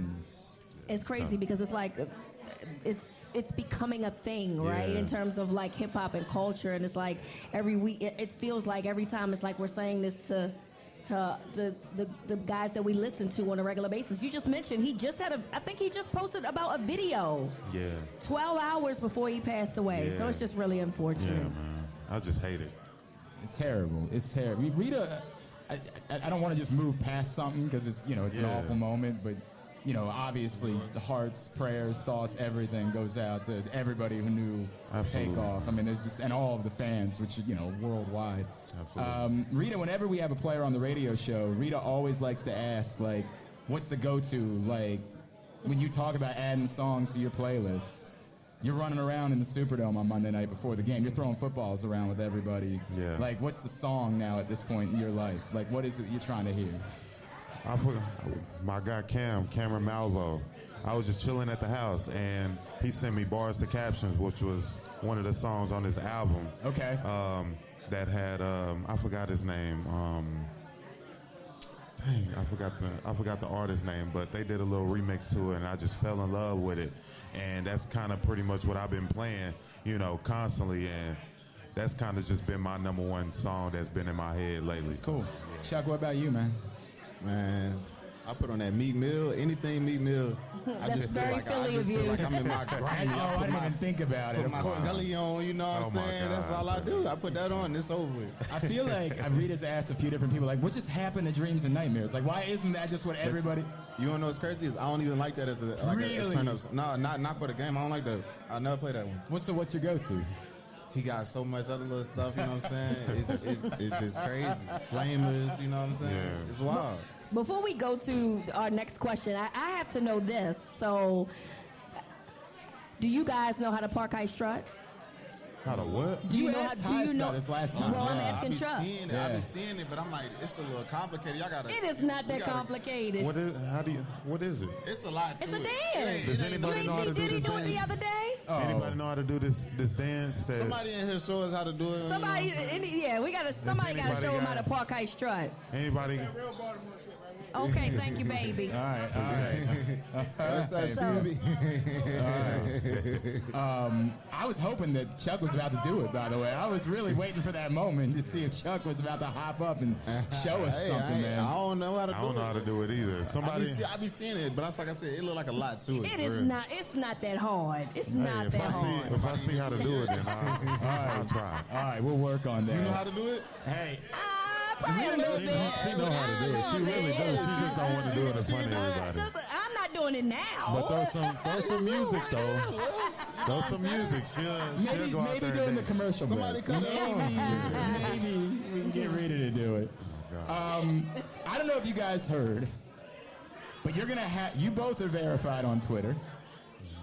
You're gonna have to pay to keep that verification moving. $20 a month. $20 a month. $20 a month. Do you care enough about being verified on Twitter? No. It's over. You can have it. It's gone. I don't care. It's gone. I don't care. Have it. Tyus is the least Twitter inclined person I think I've ever met. Yeah. I don't really be on there much, but I mean, if people want to look at your tweets and stuff, they'll follow you regardless. I know a ton of people who have thousands of followers that's not verified. So Rita, Rita will say, "I never want to be verified." Yeah. No. And Rita's pretty popular. Like very everybody popular. be I would replying. never. It's like a target on your back when you get verified. People just like to, I mean, I would have to assume you guys know that, right? Yeah. Once you reply on at something, everybody at you. So, Exactly. there, you like, exactly. There you go. Chuck, you used to be more, you don't tweet nearly as much anymore, do you? I really cut back on social media for real, within the last 2 years. I'm just it's other stuff out here for me to focus on. Yeah. You mess around, get to swiping on your phone for 2-3 hours, and you hold up, where the time went? Bro, it's a problem, man. Yeah. So I was just I gotta move away from it a little bit. I'm really mad. Work got me on TikTok, and now I'm like, oh, this is a nightmare. This is a nightmare, bro. I can't do you just TikTok. keep watching. You're like, why am I doing this? Yeah. Why am I still That's watching? what it's supposed to do, though. It's supposed to make you do that. I get it. That's what they're trying to make it happen. So I was gonna ask, 'cause Elon Musk officially took over Twitter last week. If you were to offer, if you were to say, hey, what's the suggestion for how I could improve Twitter? I feel like at this point, you guys are both just gonna say, I don't care anymore. I'm not. I don't really care. Yeah, right. I don't care. I mean, Chuck might have something. I'm about to say, what could we improve on Twitter? I think we gotta stop all that hate talk up there for real. I mean, you know what I'm saying? Facts. We gotta do something about that. I am 1,000. And I ain't even talking about sports. I'm talking about other stuff in life. For real. Yeah. I can think of a few things that have been going on recently. Maybe I'll leave out of the conversation for tonight because I don't think it's going to be the move. Yeah, I mean, I'm with you on that. I don't know if he can fix that or not. I don't know, though. I really don't know. I feel you. It is what it is. All right. When do you guys decorate for Christmas in your house? I don't really decorate for Christmas, but I'm gonna make an effort this year to do it. I told myself, starting in November, I was gonna go by Home Depot or somewhere to go and give me a Christmas tree and start getting myself. I like that. Get a little spirit going. Yeah. Chuck, what about your house? I'm for me, I'm all for it. Because growing up, we didn't really do that much. You know what I'm saying? So I'm now I got a house, I got a family.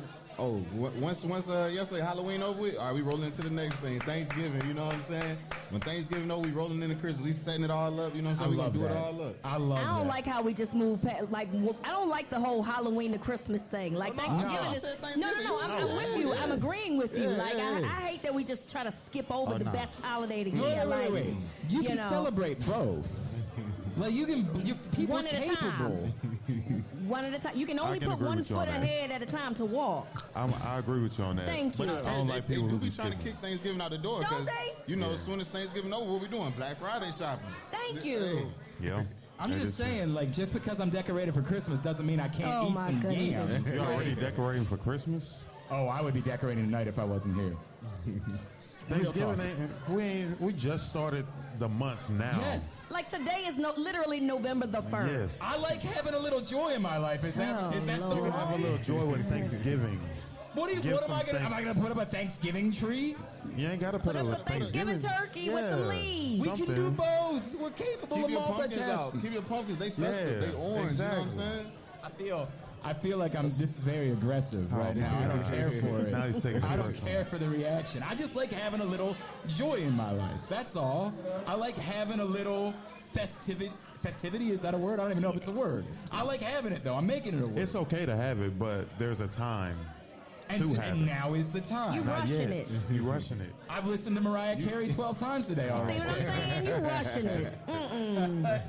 I don't understand what's wrong about that. Oh my God. Thanksgiving is in the end of November. Yes. When is Christmas? I'm going to enjoy Thanksgiving, I promise you.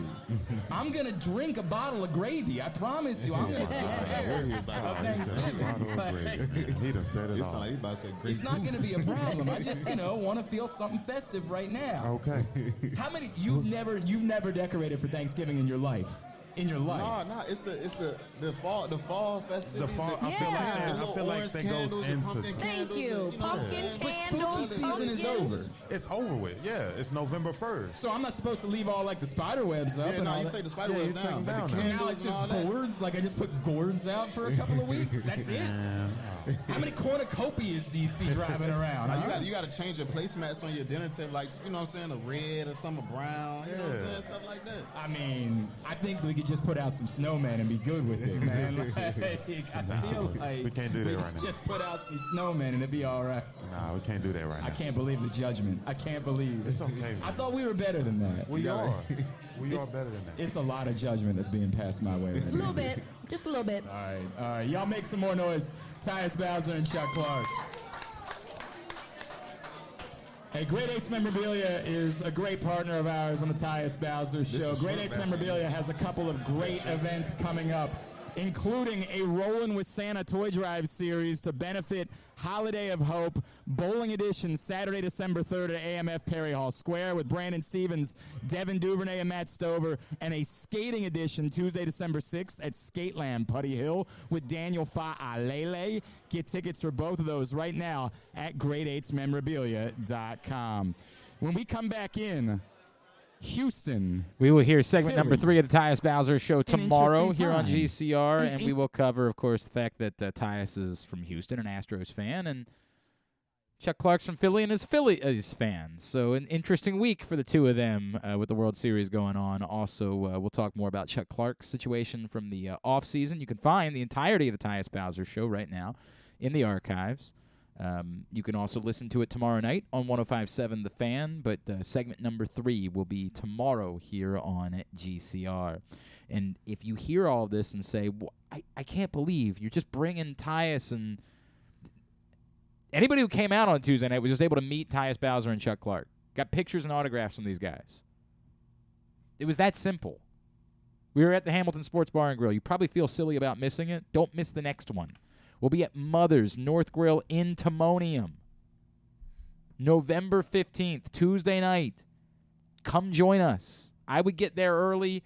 We were there last year, and it was, line out the door insane. So I would get there early. Tuesday, November 15th, the Tyus Bowser Show is a partnership of Pressbox and Great Eights Memorabilia. It's brought to you by Maryland Vascular Specialists, the all-new Ginsu Kamado Grill. When we come back in, it's been a long time since we've done a finish this, but I got one, and we're gonna run it by. See how Griffin handles it. Finish this is next. It's Glenn Clark Radio. Receive a free Chick-fil-A chicken sandwich offer card as a thank you when you donate to Toys for Tots on Saturday, November 12th at any of the 13 Baltimore area Chick-fil-A Stuff the Truck event sites. Be one of the first 50 people to donate, and you will also get a free t-shirt. For a location list and more information, visit PressBoxOnline.com/toy drive. Come experience Maryland's #1 sportsbook this NFL season at the FanDuel Sportsbook at Live Casino and Hotel, the ultimate place for any sports enthusiast. Take advantage of our 24/7 kiosks, massive video screens, and watch all the action from the best seat in the house. With more money paid out than anyone around, make every moment more at the new FanDuel Sportsbook at Live Casino and Hotel in Hanover, Maryland. Please play responsibly. Gambling problem? Please call 1-800-GAMBLER or visit mdgamblinghelp.org. The Baltimore County Police Department is hiring. Entry-level officers start at close to $59,000 a year with a $10,000 bonus. Some restrictions apply. Plus a great retirement plan, medical, dental, and vision insurance, advancement to specialized units, tuition reimbursement, 15 sick days earned per calendar year, and even further incentives for military members and veterans. If you have a passion for service and want a career for life, visit joinbaltimorecountypd.com or call 410-887-5542. You must be a United States citizen, possess a valid driver's license, and have a high school diploma or GED equivalent. The Baltimore County Police Department is an equal opportunity employer. Make the most out of every day in your Toyota RAV4. Available in hybrid or gas-only models. A RAV4 can get you where you want to go in style. Check out buyatoyota.com for deals on new RAV4s from your local Toyota dealer today. The latest edition of Press Box is available now. On the cover, New Maryland basketball coach Kevin Willard sits down with Stan Charles and Glenn Clark to discuss the situation he inherited in College Park and how he plans to get the program turned around. Also, inside, we introduce you to men's and women's college basketball players from all of the teams in the area. And Bo Smoka profiles Ravens receiver Devin Duvernay. Press Box is available for free at over 500 area locations, including 60 Royal Farm stores, and you can always find the entire edition as well as the best daily coverage of the Orioles, Ravens, and Terps at PressBoxOnline.com. Experience the best in Kamado Grilling, a complete outdoor cooking appliance. The Ginsu Kamado Grill allows anyone to sear, grill, bake, and smoke all types of food. Designed for efficiency and function, the Ginsu Kamado Grill upholds the enduring legacy of the iconic Ginsu brand. The Ginsu Kamado Grill is perfect to cook all year round, is great for parties, and ideal for tailgating with your friends. Reserve your Ginsu Kamado Grill today at ginsugrills.com and get $100 off on your pre-order when you use the promo code TAILGATE. That's ginsugrills.com. Reserve yours today. Join Glenn at halftime of every Ravens game for the Project Game Day halftime show at facebook.com/PressBoxSports. We apologize in advance. There's not much we can do about his face. All right, back in here on GCR as we continue on a Thursday edition of the program. Today's show is also brought to you by your neighborhood Glory Days Grill, the absolute best. Love Glory Days. I think I've already made plans. I mentioned that John Little Rock's going to stop by next Thursday. I think we're going to head over to Glory Days afterwards for some lunch. Looking forward to that. Of course, you can't get the $6.99 appetizers at lunchtime. You got to wait until 9 p.m. in order to take advantage of those. But you can take advantage of the Oktoberfest menu anytime during the day at your neighborhood at Glory Days Grill. Again, glorydaysgrill.com is the website. All right. We haven't done this in a while. It's time for a finish this. Now, admittedly, I'm not going to tell you where I found it from. It comes from the New York Post. Griffin, okay. You remember how to do finishes, Yes, correct? yes. Yeah. I think I've done one since I understand, started the point is full-time. not trying to get it correct. Yeah. The point is it's like a Mad Lib. You're supposed to guess silly things. I'm going to keep this one simplistic, all right? Woman says she feels blanked after blanking her blank blanks into a blank. Woman says she feels blanked after blanking her blank blanks into a blank. All right? All right. Her blank blanks into a blank. A woman says she feels blanked. Yes. Okay, so a woman says she feels excited. Okay. After blanking. Mm-hmm. After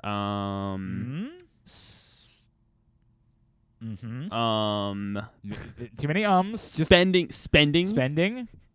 her blank into. No, that doesn't make sense. Can I backtrack on spending? No. You're trying to figure it out. You're trying too hard. Stop trying to figure it out. Just Just go with it. Spending her You might accidentally get a word correct, and then you can start working on it from there. her $30 into a, I don't know why I'm stuck on money, into a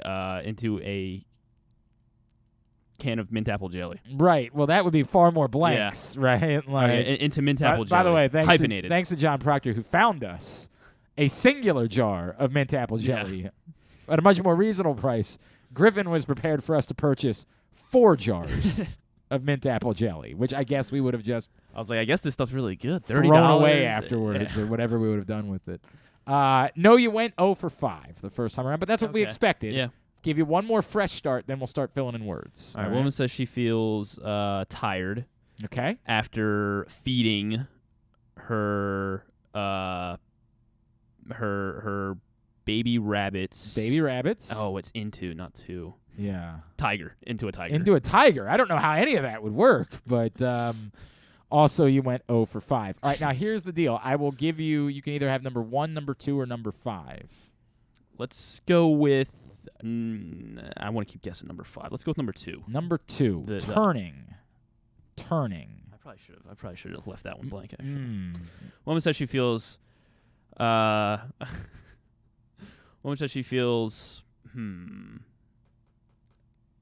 pleased after turning her bed sheets into a. I think bed sheets is one word. I don't think it's 2 words. Oh yeah, you're right. Yeah. Turning her old bed sheets, for example, would be 2 words. Turning her new bed sheets. Okay. Into. Why would you use the new bed sheets? They're new.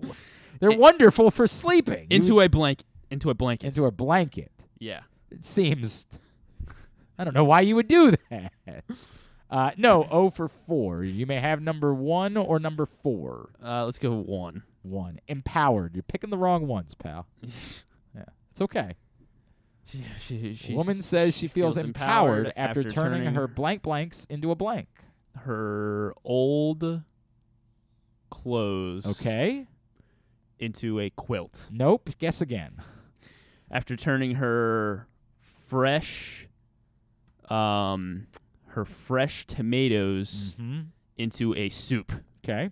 What if I told you that 3 and 4, or now 1 and 2, were not an adjective and a noun, but instead a 2-word noun? Okay. All right. 2-word noun. 2-word noun. Let's see. She's empowered. For example, like football goalposts. You know what I mean? Okay. Like that's one noun. You know what I mean? It just happens to be 2 words. After turning her baseball foul pole into right. I'm pretty sure that's 3 words. Foul pole's 1, right? I don't think so. All right, fine. After turning her hot dog. But baseball cards, for example, would be 2 words. You know what I mean? Is hot dog's 2 words? I don't know if I guess it's clearly not hot dog. technically? Clearly not hot dog. I don't know. After turning her wedding ring. Okay, that's good. That's good. That's the concept. Into a necklace. Necklace is correct. Yes. Necklace. You've gotten a word. Congratulations. Necklace is the final word. So what did she turn into a necklace? Turns her blank into a necklace. Now you should start to be able to maybe work through some things. Because why would it be a story in the New York Post? She's empowered after turning her blank into a necklace. After turning her... What would she turn into a necklace that's not a wedding ring? After turning her... Her husband's ashes. Her husband's ashes. Into a necklace. No, and I told you it's a 2-word, like you're still using a describing word. It might not be, you know what I mean? But it's a 2-word noun. Yeah. Because the New York Post loves sensationalism. Right, I understand that. Yeah. I understand that. Turns her kids. No, you're not coming up. It's a 2-word noun. Okay. You're still using describing or possessive terms. You're right. Yeah. Turns 2-word noun. She's empowered. Yes, empowered. Turns this into a necklace. It was hers because remember it said her. Turning her. Okay. Yeah. Turning her. Yes. Jeez. Yeah. Turning her wedding dress. Wedding dress. But you did a better job of coming up with something that was a 2-word. It's clearly not wedding though, because I already guessed wedding as a. Right. Okay, so it's not definitely dress. Not blank dress. But it is a 2-word noun. Okay. Like you're right. You're doing a better job with that. Turning her let's see, her soccer jersey. Her soccer jersey. Don't think that would make it to the New York Post. Pretty sure Yeah. that probably wouldn't be a New York Post story. You want one more crack at it? Yeah. Gosh, why? What if I said it was? When I say it was hers, like it was definitely never anyone else's. It's definitely never anyone else's. Yeah. Turning her Or if they were hers, because it was blanks. If they were hers, they were definitely never anyone else's. Her pubic hair. You know what? You're far closer. You're far closer. Woman says she feels empowered after turning her fallopian tubes into a necklace. What? Well, there's a way to get your tubes tied. That's their lead for the story. A 22-year-old woman has opted to get her fallopian tubes extracted from her body, and she turned them into a piece of jewelry to tether around her neck. Savannah Bluen is adamant on not wanting kids, so she underwent a salpingectomy this past July to surgically remove her tubes. Bluen created a necklace out of her tubes, and the creation makes her feel, quote, empowered, unquote. I had my fallopian tubes removed because I've always known that I never want to have children, she told Need to Know online recently. The vegan restaurant waitress, of course she is. Come on. Of course. We probably could have gotten that. Maybe she would have owned an apothecary, something like that. Felt inspired to make a necklace following a decision to overturn the court case Roe v. Wade. The legal matter protected women's legal right to have an abortion. The Connecticut native posted a video on her TikTok. This has since gone viral, where she showed how she preserved the organic matter in resin to create her neck piece. It's not finished yet? No, it's you can see it. Oh, you can see it? You can see it right there. It's lovely. It's a lovely necklace with her fallopian tubes right oh my there gosh. on display. So. That's wild. And then, to each their own. Mrs. Clark never, like every year. You're like, I can do something special. Right. I say, hey, what do you want for Christmas this year? And it's the same answer every year. She wants jewelry. That's what she wants. Nothing else. And you have a unique idea now. And I said, well, what about a nice fallopian tube necklace? And, she said no for the most part, but maybe this is the year. Maybe now that it's trendy, right? Maybe because I've offered every year. Maybe now that it's trendy, she says, well, now it's time, right? Like maybe now she says, that's the one I want to wear out to the Met Gala, which I'm sure we're going to be invited to any one of these years. Yeah. Maybe this is what she's going to wear. I thought you were just invited. You just I was busy. busy. I was Loyola Soccer, just wasn't able to make it to the Met Gala. Next year, though. Next year for sure. Yeah. I'll try to block out some time. So I can they won't ever stop inviting you. Oh, no. I mean, I'm pretty sure it's Rihanna and me, like are the two that are guaranteed to get the invites every year. All right, when we come back in, we'll get a tidbit, we'll get two, but a wind down for a Thursday edition of Glenn Clark Radio. Experience the best in Kamado Grilling, a complete outdoor cooking appliance. The Ginsu Kamado Grill allows anyone to sear, grill, bake, and smoke all types of food. Designed for efficiency and function, the Ginsu Kamado Grill upholds the enduring legacy of the iconic Ginsu brand. The Ginsu Kamado Grill is perfect to cook all year round, is great for parties, and ideal for tailgating with your friends. Reserve your Ginsu Kamado Grill today at ginsugrills.com and get $100 off on your pre-order when you use the promo code TAILGATE. That's ginsugrills.com. Reserve yours today. The latest edition of Press Box is available now. On the cover, New Maryland basketball coach Kevin Willard sits down with Stan Charles and Glenn Clark to discuss the situation he inherited in College Park and how he plans to get the program turned around. Also, inside, we introduce you to men's and women's college basketball players from all of the teams in the area. And Bo Smoka profiles Ravens receiver Devin Duvernay. Press Box is available for free at over 500 area locations, including 60 Royal Farm stores, and you can always find the entire edition as well as the best daily coverage of the Orioles, Ravens, and Terps at PressBoxOnline.com. Another Orioles season is in the books, and the Bat-Around was there every step of the way as the Birds posted their first winning season in 6 years. And after promoting 2 #1 overall prospects in Adley Rutschman and Gunnar Henderson, Mike Elias has said it's liftoff from here. Hi, I'm Paul Valley, and along with my co-host Zach Goodman, we'll be here every Saturday from 10 a.m. to noon all off season, discussing every signing, trade, and waiver claim as we navigate the cold winter months that lead to spring training. You can watch us at youtube.com/PressBoxOnline and Facebook.com/PressBoxSports, or listen live at PressBoxOnline.com/radio. And if you miss a show, you can find us anywhere you get your podcasts. So tune into the Bat Around with Paul Valley and Zach Goodman every Saturday from 10 a.m. to noon right here at PressBox Sports. Stan the Fan here, welcoming back one of my favorite sponsors, the Costas Inn. And everybody around Baltimore knows that the Costas Inn is a great place to go and grab crabs, steaks, salads, soups, whatever's on your mind to eat in person. But did you know that the Costas Inn has upped their game? They are now one of the premier takeout places in Baltimore. Give them a call now to order your food, 410-477-1975. That's the Costas Inn over 4100 North Point Boulevard. The Baltimore County Police Department is hiring. Entry-level officers start at close to $59,000 a year with a $10,000 bonus. Some restrictions apply. Plus a great retirement plan, medical, dental, and vision insurance, advancement to specialized units, tuition reimbursement, 15 sick days earned per calendar year, and even further incentives for military members and veterans. If you have a passion for service and want a career for life, visit joinbaltimorecountypd.com or call 410-887-5542. You must be a United States citizen, possess a valid driver's license, and have a high school diploma or GED equivalent. The Baltimore County Police Department is an equal opportunity employer. If you can't listen or watch live, you can subscribe to the show via Spotify, Amazon, or Apple Podcasts. Leave a 5-star review while you're there. Or, if lying isn't your thing, we'll take a 3.5-star review too. Don't forget, we're trying to hook you up with the best offers now that online sports betting has come to the state of Maryland.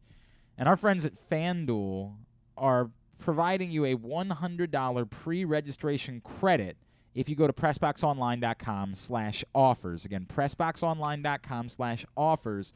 $100 pre-registration credit. That's in addition to the new user promo that you will get when they go live. PressBoxOnline.com/offers. Right now, get your $100 FanDuel pre-registration bonus credit.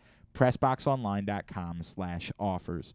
I have a column up today at PressBoxOnline.com. You guys know basically what it's all about if you've been listening. It's just sort of the conflicted feelings about the trade deadline. The reaction that I had on, or was it yesterday morning, when it's a little bit of everything, right? I love the Roquan Smith move, but there is the wide receiver thing. But was there really a wide receiver to be had? I mean, there were 2 wide receivers that were traded this week. One was Calvin Ridley, who couldn't help you. The other was Chase Claypool, who the Steelers were never trading to the Ravens. Was there a wide receiver trade even to be made this week? I mean, you could say, well, you could have traded for Kadarius Toney. Kadarius Toney has 2 more receiving yards this season than you do. It's conflicting, right? Could you have paid an exorbitant price for DJ Moore? Most of you were opposed to that yesterday when I put that out there at Would You Rather Wednesday. When I was like, hey, it might have cost, like, what if it was 2 first-round picks? Would you have done that? Well, no, he's not worth that. Okay, well, then this is where we are. This is the problem. And I still think that we could get to the end of the season and we could be sitting down to do the show when the season ends, however it ends, whenever it ends, and we could end up saying what they really missed was one more wide receiver, one more high-level wide receiver. So I'm conflicted. I don't have a one strong emotion. I love Roquan Smith. All in on Roquan Smith. Great move. But I'm still apprehensive about what they don't have at that position. So I wrote about that, just sort of tried to compile all of the thoughts together in one place. I don't know why Brandon Cooks didn't get traded. I don't have that answer. I'm not surprised that Elijah Moore didn't get traded. I kept trying to tell you guys that. I didn't think he was going to get traded. I'm not at all surprised that DJ Moore didn't get traded. It was going to take something absurd in order to pry him away. Brandon Cooks, I'm a little more surprised by that. Like, I guess Houston was asking for something ridiculous for Brandon Cooks, which seems odd, right? Like, why? But at the same time, we can make fun of him and say, hey, you're going to stink, but they want to try to be good next year too. They've been trying to figure out if Davis Mills can be their quarterback to get a roster together. I mean, I don't think he can, which is a shame. I really liked what I saw from Davis Mills a year ago. There are moments where I've thought that Davis Mills could really be an NFL quarterback. I just think they're going to have to go get a real one. but I guess they were asking for too much for Brandon Cooks. So do you blame the Ravens? Are you mad at the Ravens they weren't willing to overpay? You might be. You might say, hey, this is what happens when you don't pay what's necessary in the past in order to get these guys. You could have had Stephon Diggs for a first-round pick once upon a time. You didn't do it. You failed. Because you failed, now you got to overpay in order to do it. Okay. I don't know if that's a great way to do business. I don't know if that's the best way to try to win a Super Bowl. I don't know if Brandon Cooks is the difference in the Ravens winning a Super Bowl this season. It's just conflicting. That's where I am. It's a conflicting feeling. And I wrote about it today at PressBoxOnline.com and encourage you to go check it out. Let's get a tidbit. I took care of one of my homework. What'd you watch? I watched Wedding Crashers. Maybe you mentioned this ahead of time. Maybe in the pre-show when we sit here in silence for 10 minutes. You say, hey, by the way, at some point during the show, do you want to do a – because I could have made that into content today. Okay. That we do – now I would say we could do it tomorrow, but we got a packed day and Stan's here tomorrow, and I'm not here on Monday, and then Tuesday. Now, we're sitting on this – all right, My fault. Thank you, Griffin. Really appreciate it. I'm sorry. Do you want to go ahead and do a movie review now, I guess? Sure. All right, we'll do Griffin's movie review. Unless you want to wait, we can wait. No, I mean, we've been waiting for a week at this point. We should hang on a second. We should prepare an open for this. Like we should let's in the future. Okay. Let's make an actual segment open. Okay. Let's make it so that and now it's time for Griffin's movie reviews, in which Griffin watches something that whatever, I don't know. We'll figure something out. Watches something that he should have had watched. Yes, years ago. All right, Griffin, tell us about the movie that everybody else knows about. Something like that, right? You finally watched Wedding Crashers. Yes. Now you had said that you had seen parts of Wedding Crashers. Yeah, I'd seen before? just very quick parts. Wedding Crashers was quite the phenomenon. This is not like Can't Hardly Wait. Can't Hardly Wait is a cult film. Wedding Crashers is not that. Wedding Crashers was a massive box office smash in 2005. Wedding Crashers was truly a phenomenon. It had an all-star cast. Yeah. Owen Wilson, Vince Vaughn, Christopher Walken, of course, Rachel McAdams, Ela Fisher, loaded, even the great Jane Seymour. They built for speed or they built for pleasure. Motorboating son of a bitch. The motion picture made $288.5 million in the box office. I had no clue. Comedies don't make money like that. I had no clue it was shot in Maryland. Well, it was set in Maryland. Right. I don't know if any of it was actually shot in Maryland. We know some of it was shot in D.C. We do know that some of the scenes were in D.C. I don't know how much of it was actually shot in Maryland, but it was definitely set in Maryland. Crab cakes and football, that's what Maryland does. That's, of course, the reason why this came up is because we were talking to Josh Charles, and Josh Charles had just done the And Football promo, and Griffin, because he's an idiot, had no idea that And Football came from crab cakes and football, that's what Maryland does, which was a line so popular. You couldn't go more than, in 2005, when Wedding Crashers came out in the summer, you couldn't go more than 20 minutes without someone else around here screaming that in some scenario for 2 months, maybe for the entire rest of the year. For the rest of the year, everywhere you went, someone was yelling out, crab cakes and football, that's what Maryland does. It was so, when you watch that film here locally in a theater, the theater stood up and clapped. Did they really? It was electric. Wow. Like when people heard that line, because it wasn't in the trailer, because it was more impactful locally. When people heard that line, they jumped out of their seats.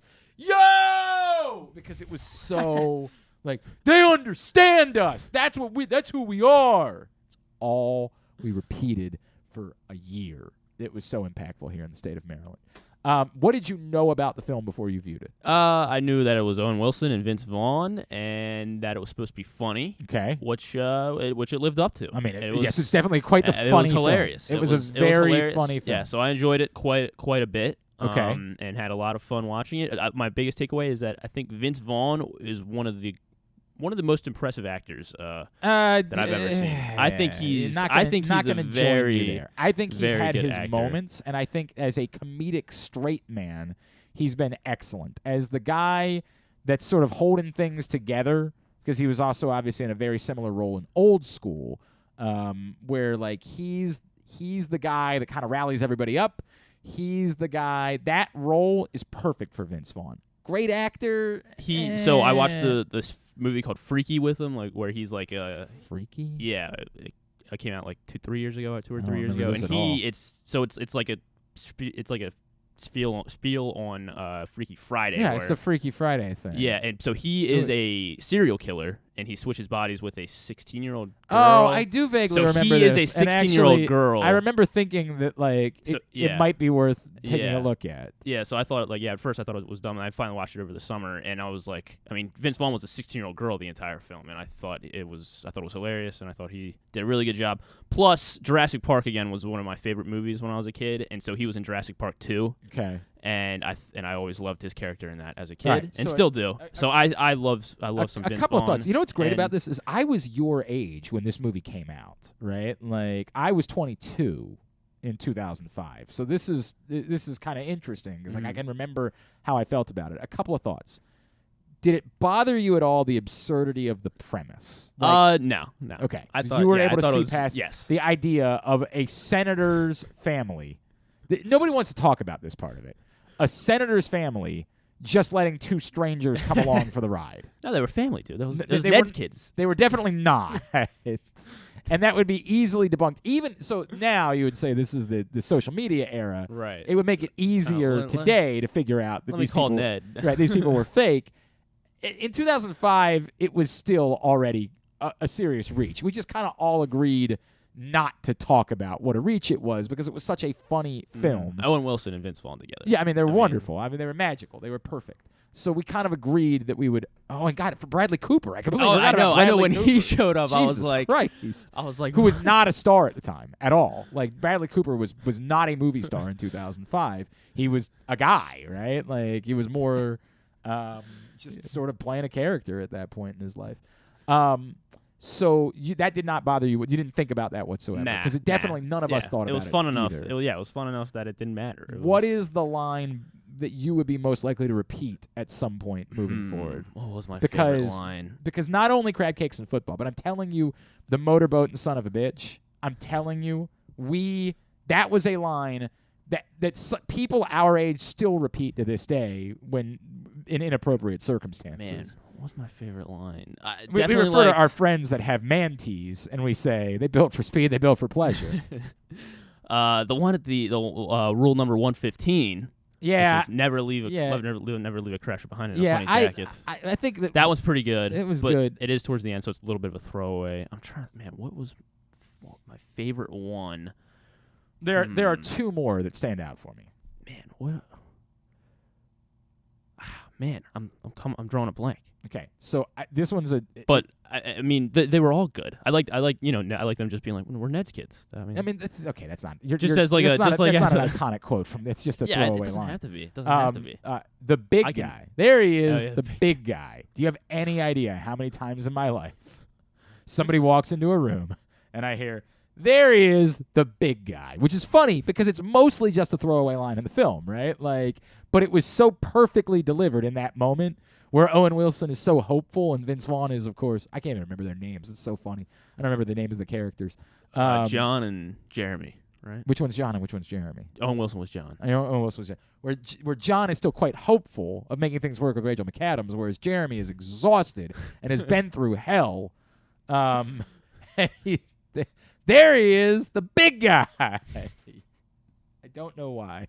It just always, it works for me every damn time. Every time I'm in a room, I'm like. I love the Chaz's reveal when Chaz got revealed. I mean, that was. It's also people. I had no clue that he was in it, and so when he came walking down the stairs, I was please be this guy. That's the other one. The other one is. Mom, the meatloaf. Yeah. I never know what she's doing up there. There aren't 2 days that go by in my life where I don't say, I never know what she's doing back there, or some form of it, right? Like where I look around, I'm like, where the hell's Griffin? Griffin. I never knew what he's doing back there. Like aren't 2 days in my life that go by where I don't use that line to describe something entirely. We yelled, Mom, the meatloaf. I mean, like we had invented fire for the entirety of a summer. So it didn't bother you, the premise, right? Nah. Didn't bother you at all. Did you? Oh, I also referenced like I'm reading Don't Jump books. I say that all the time too. Like things are going great for me. Reading Don't Jump. Reading Don't Jump books. The premise didn't bother you whatsoever. Which is good because it didn't bother any of the rest of us. We were all willing, just because the comedy was so absurdly good that we were willing to get on board. Is there any part of you that thinks to yourself, because this is a real phenomenon that occurred, I'd like to attempt to crash a wedding at some point? For sure. We all. I want to be a wedding crasher when I grow up. We spent the next couple of years, every single one of us, legitimately talking, never doing it. But I'm telling you, for like the next 5 to 6 years, every single one of us threw out the idea on a night, especially those of us that were of that certain age, that if we had nothing to do that weekend, dude, let's just do it. Let's just go find. What's the worst that could happen? We get kicked out? Like, we would legitimately plan and discuss the possibility of crashing a wedding together. Like, we would say, why not? Like, what do we have to lose? Like, let's just go do it. And it wasn't about getting laid the way that it was, obviously, for John and Jeremy. It was about just saying that we had crashed a wedding. Like, being able to tell the story of the party that we crashed. Like, the idea was, if we could pull it off. Always draw attention under your own terms. Correct. If we could pull it off, we would be legends, right? So you would talk to your friends. And be like, hey, what are we doing on Saturday? I don't really know. Dude, let's just go drive around and find a wedding. Let's just go crash it. Let's just go, which is never a term that had come up at all. Like, we had never discussed or heard of the term until the movie came out. Like, the concept, I guess, existed. I'm sure somebody had crashed a party before. Like, that's where it came from. But we all, for 5 years straight, like, every time we had nothing to do, this is what we're going to do. We're going to just go crash a wedding. Yeah, it ended up just staying and just watching Wedding Crashers. Correct. Is normally the way that it worked. We were just like, we'll just watch Wedding Crashers, which, by the way, still to this day, if it's on TBS or something like that, and it's not the same, but it's still good enough, like even the TBS version, that if it's on, I'm going to end up spending an hour with Wedding Crashers. It's the way that it's going to go. I can't help myself. I guess give me a rating. Give me a from yeah, I know. I like the 5-star scale. No. Then I'll go with an 8. 8? Yeah. Solid 8. That's because I gave it a 4 out of 5 stars. Yeah, I think you're selling it. I have a high bar. Decimals I have are a very allowed. high bar. Yeah, I'm not really sure. I'll go 8.2. I'm not really sure Highest how I'll many go. comedies. I'm like, Superbad is a legit 10. So it ain't super bad, but it's, as comedies of this century go, I don't know that there are 3 better. I mean, like, in this century, post-2000, I don't know that there are 3. Superbad for sure. Somewhere between 8, 8.5 is where I would lean closer to 9. I would lean closer to 9, maybe like a 9.1, something like that. Why not? What? Again, obviously that means there has to be something that you find as a flaw. I thought it was a little long. I thought it went a little long. Like not like annoyingly long. But what's a scene that you would take out? The only scene I could think that I would take out would be where Christopher Walken and Rachel McAdams go flower shopping. That's the only scene I think I don't need. Right? But I do get the idea that you needed to sew in that she was still experiencing doubt. Right. That she was still struggling as she was getting ready to get married. I just didn't think it was an impactful scene. Like, I get the purpose of it, but I don't think it was impactful. It didn't deliver comedy. It was more to get to the ultimate finale. Right. Just that. I thought it went a little long towards the end, like after they had been busted. That it took that long. I don't know. I feel like the depressing scenes were like when he's crashing into the drums at the wedding. Like those were good. Gold, those dude. were good. I mean, those were gold. I guess they could have just figured a way to speed that up a little bit, get to that a little quicker, and wrap it up sooner. But I mean, it was. I mean, still, I was. Do you remember who the Oriole was that had a cameo in the film? It was. No, I can't remember. But it was nice that they were watching the Oriole game. Jay Gibbons. Gibbons. Which, as you remember, in 2005, we talked about this. I think. Yes, we did. We talked about it. I still forgot. And Jay Gibbons had no idea that he was going to be in Wedding Crashers because he didn't film something. They just used footage of an Orioles game in the movie in 2005. It's hard to remember this, but everybody in D.C. was an Orioles fan. Like, they all were. As they should still be. No, they have a team. I mean, like that's fine. I'm not going to request, but it wasn't until 2005 that the Nationals became a thing. So when they wrote and filmed Wedding Crashers, a movie that was coming out in the summer of 2005, anyone who lived in D.C. would have been an Orioles fan. A lot of Jay Gibbons jerseys. It makes sense that if you were sitting around watching a baseball game in D.C., you were watching the Orioles. Now, again, Jay Gibbons, quite random, but was the Orioles power hitter at that point. Yeah, but I love Vince Vaughn. Vince Vaughn, one of my becoming one of my favorite very actors. Weird I that, like, think he's a great actor. I love him. Okay. I mean, I have no problem with that. Like, I have no problem with Vince Vaughn. For the most part, he's great. I don't know about a great actor. I think he's a phenomenal actor. You're saying the way he's able to just go, like when he, like even from the very start, he's like my best friend. You're saying it's Will Ferrell. I feel like I was trying to hide that just in case anyone. Jesus Christ, dude! It's a movie that's been 17 years old. Well, I had no clue that he was in it, and it was like literally the only when he was walking down the stairs, I was like, oh my God, please be Will Ferrell, and it was one. I think a lot of my friends have not seen Wedding Crash. I guess it's just like a thing. I would say that the two characters to me that maybe stole the movie. Todd, obviously. Like, God damn. Playing tummy sticks, the whole thing. God, just beautiful. Beautiful. And then, honestly, the senator's wife, Jane Seymour. Just the entire scene. The motorboat and son of a bitch. The bill for play. Like that. Call me kitty cat. Call me kitty cat. God damn. What a perfect film that was. What a perfect film Wedding Crashers was. So you may be willing to listen to me when I give you some recommendations, pal. Yeah. You may be willing to. You've seen Old School, right? Oh, no. Please go watch Old School. All right, so that's on the list now? That's next. Okay. Please go watch Old School. All right? Please. Anything else you'd like to say about Wedding Crashers? No, I think I got it. I mean, Vince. My biggest takeaway, I think, was just how incredible I think Vince Vaughn is. That somehow you're bothering me now. Like somehow your whole story being about Vince Vaughn instead of about just the perfection. It's a good movie. It's a really great. I mean, lasts from minute one till about the very end. It's very, very, very fun movie. Right. Highly recommend. All right. And you just get to hang out with Owen Wilson and Vince Vaughn. Put Old School. If you like Wedding Crashers, Old School, it's the exact same concept. It's just a different premise, right? But like it's the exact same slapstick absurdity. You're gonna pee your pants. It's that funny, right? Other films that I will recommend to you will not be the same type. Like I think I said Empire Records, not that. Different type of film altogether. Great film, wonderful film. Not slapstick comedy.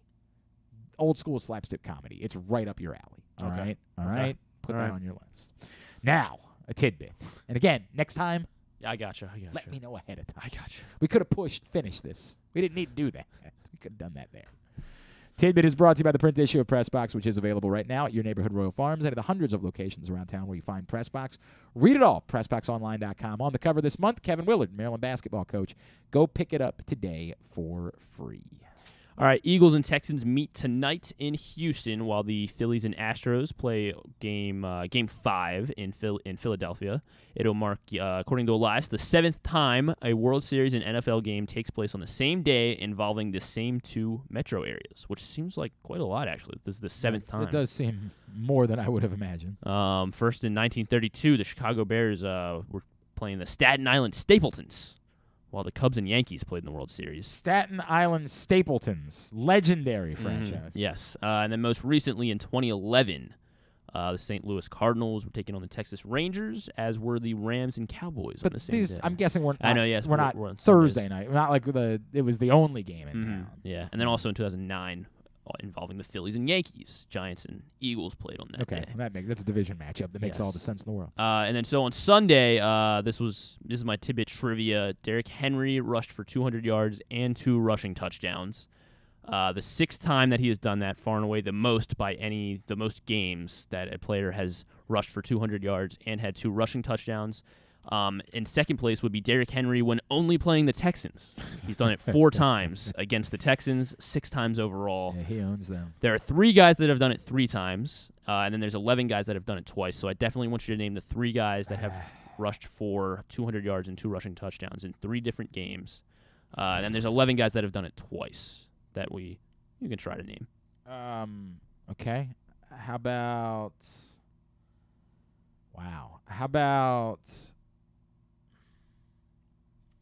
LaDainian Tomlinson? LaDainian Tomlinson 3 times.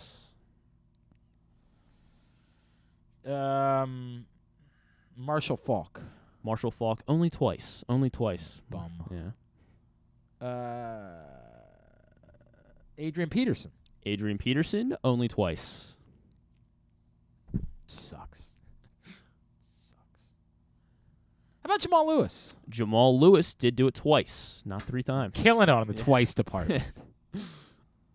Barry Sanders. Barry Sanders has done it 3 times. Barry, LT, and one other player have done it 3 times. 4 players, I guess, because Derrick Henry's done it 6 times. Jim Brown. Jim Brown has done it 3 times. I mean, it does help that these are all Hall of Fame running Yes, backs. yes. Like, there wasn't a particularly random one on the list. Corey Dillon, a random that's done it twice. Okay. Do you want to try to guess a couple more twice, guys, or for nah? God's sake, do I really? You don't have to. 20. Eric Dickerson. Eric Dickerson has done it twice. Tony Dorsett. Tony Dorsett, not twice. Not sure if he's even done it once. Curtis Martin. Curtis Martin, not twice. Okay, I've given up. Dalvin Cook's actually done it twice. Okay. Tiki Barber, Larry Johnson, Clinton Portis has done it twice. Ricky Williams, and O.J. Simpson. Rounds out the list. Noted good guy. Yes. Noted good guy, O.J. Simpson. He's trying to get verified on Twitter now that Elon Musk is in charge. What a world. What a world. If he pays his $8, he's in. Tyus Bowser and Chuck Clark will not be joining him. They've decided, nah, we good. You can have it. And I think there are going to be a lot of people who make the same decision. All right, Tubular is brought to you by Guilford Hall Brewery. Love Guilford Hall Brewery. Yappy Hour, live music, bar trivia, all sorts of events during the course of the week. Delicious Bavarian-inspired menu, as well as the craft beer selection, which is unbelievable. The Guilford Hall Lager. Get to Guilford Hall Brewery, 1611 Guilford Avenue in Station North. Find out more at guilfordhall.com. Here's what's coming up totally tubular-wise. Yes, the Philly-Houston doubleheader this evening. Football, Eagles, Texans, Amazon Prime Video at 8:15. Game 5 of the World Series at 8 o'clock on Fox, Astros and Phillies. Justin Verlander and Noah Syndergaard. College football tonight, CBS Sports Network, UTEP and Rice at 7. ESPN Appalachian State and Coastal Carolina at 7:30. NBC Sports Washington, Capitals Red Wings at 7. ESPN Plus and Hulu for Bruins Rangers at 7:30. Panthers Sharks at 10:30. NBA TV Nuggets Thunder at 8. Golf Channel round 1 of the WWT Championship at Mayakoba at 3 o'clock. I know you never miss that one. It's always never. You plan your entire year around it, frankly. And Access TV for Impact Wrestling at 8. Some non-sports highlights. Bono will be on Stephen Colbert tonight. What's he plugging? Oh, he's got a book or something. Does he? He apologized for putting his album on your phone a few years back. I never understood. Like, yes, it's not something he should have done, or they should have done, but like he's writing a book. We were it's not about that. It's just okay. he happens to mention that in the book. But also, like, we were so very angry at the idea of being given a free music. We were so pissed off as a society. What the? Like, they didn't steal our information. They didn't. TikTok will do that for you. How did that work? How did he just? They cut a deal where with Apple or something. Yeah, if you owned an iPhone, they just automatically uploaded the album to your Apple Music Apple or Music whatever, iTunes, iTunes, whatever it was at the time. Yeah, that's. People were up I in will tell arms. you, the only thing that's annoying about it, whenever we plug my wife's phone into Bluetooth, or whenever we switch over to Bluetooth on my wife's phone to play music, it would just automatically. It automatically starts because she doesn't use Apple Music or anything like that, so it's the only thing in her Apple Music is that stupid U2 album. So brilliant. So yes, I mean they got a lot of plays out of it. Whenever that's the only thing that's frustrating about it for me. Otherwise, I was like, dude, are we really? Are our lives so good that we're mad about this? Like, people treated it like their privacy invaded. I'm like, yeah, dude, like, stop it. Stop. Free Stop. songs. Rob McElhenney on Jimmy Kimmel and Paramore. So what's his other? Oh, I do love Paramore. Is the musical guest on Fallon? They're dating. We found out. Like, she's dating the drummer, I think. Oh, really? Like that. All these years later. Rob McElhenney is in another show that I've never watched. Mythic Quest show. Quest, right? He's like a video game designer. Yeah, I think. I've never watched. I don't know that anything. show. I don't know anything is there about it anything? either. Is it worth? Not that I know of. I think they're a couple seasons in already. Okay. I like Wrexham. It's been renewed. And obviously I love Sunny, but I've never spent any time with Mythic Quest, but I saw last night, I saw a promo for it during the World Series. I was like, I wonder if it's worth it. I wonder if it's worth me investing a little time. I don't know if I have Apple TV Plus either, for what it's worth. I'm not sure. Maybe I do, because I watched baseball. Did you have to have a subscription to watch? I think you were supposed to, yeah. Because when the Orioles were on Apple TV Plus, I definitely watched the Orioles. So does that mean I have an Apple TV Plus subscription? I guess so. I guess I have to, because otherwise how did I watch Ted Lasso? Oh, yeah. There you go. Congrats. Huh. Congrats. You can watch it. Should probably use that more frequently. Either use it or... Considering it definitely cost me money. And the last little one, Netflix new show called Blockbuster, which is like it's from the same writers as Superstore and Brooklyn Nine-Nine. So you got Randall Park and Melissa Fumero, and they are working at the last existing Blockbuster. One in Bend, Oregon. I watched the documentary about that. Well, this one's like kind of like a comedy show. Right. I get it. Yeah. I get it. I think I like the concept, but I'm not sure if I like the concept. It looks like JB Smoove is in it. Okay. And but yeah, it looks pretty good actually. So all right. Very good. We'll see. Very good. Thanks today to Jeffri Chadiha. Thanks also to Ken Zalis. We'll get that up in the greatest hits section of the tab at GlennClarkRadio.com. Tomorrow, Stan the Fan will be in studio with us. Hall of Famer Tony Baselli will preview Ravens Saints. He's on the call for Westwood 1. And what else are we doing? Arthur Brown. Oh, right. We're going to – not Arthur Brown for sure. Definitely not Arthur going to talk to Arthur Brown. Arthur Jones. But, yes, Arthur Jones. We will continue to celebrate the 10th anniversary of the Ravens winning Super Bowl 47. My buddy Arthur Jones will join us tomorrow. Thanks to everybody at PressBox, all of our great sponsors and partners, including the Baltimore area Chick-fil-A restaurants, Baltimore County Police Department, Glory Days Grill, Royal Farms, the Costas Inn, Guilford Hall Brewery, Grade 8's Memorabilia, the FanDuel Sportsbook at Live Casino and Hotel Maryland, Maryland Vascular Specialist, the all-new Ginsu Kamado Grill, your local Toyota dealer, and buyatoyota.com. Thanks to Griffin, at Griffin_Bass. Follow us at Glenn Clark Radio, Twitter, Instagram, and TikTok. Have a great Thursday evening. Go nobody. Duke sucks. Ohio State sucks too.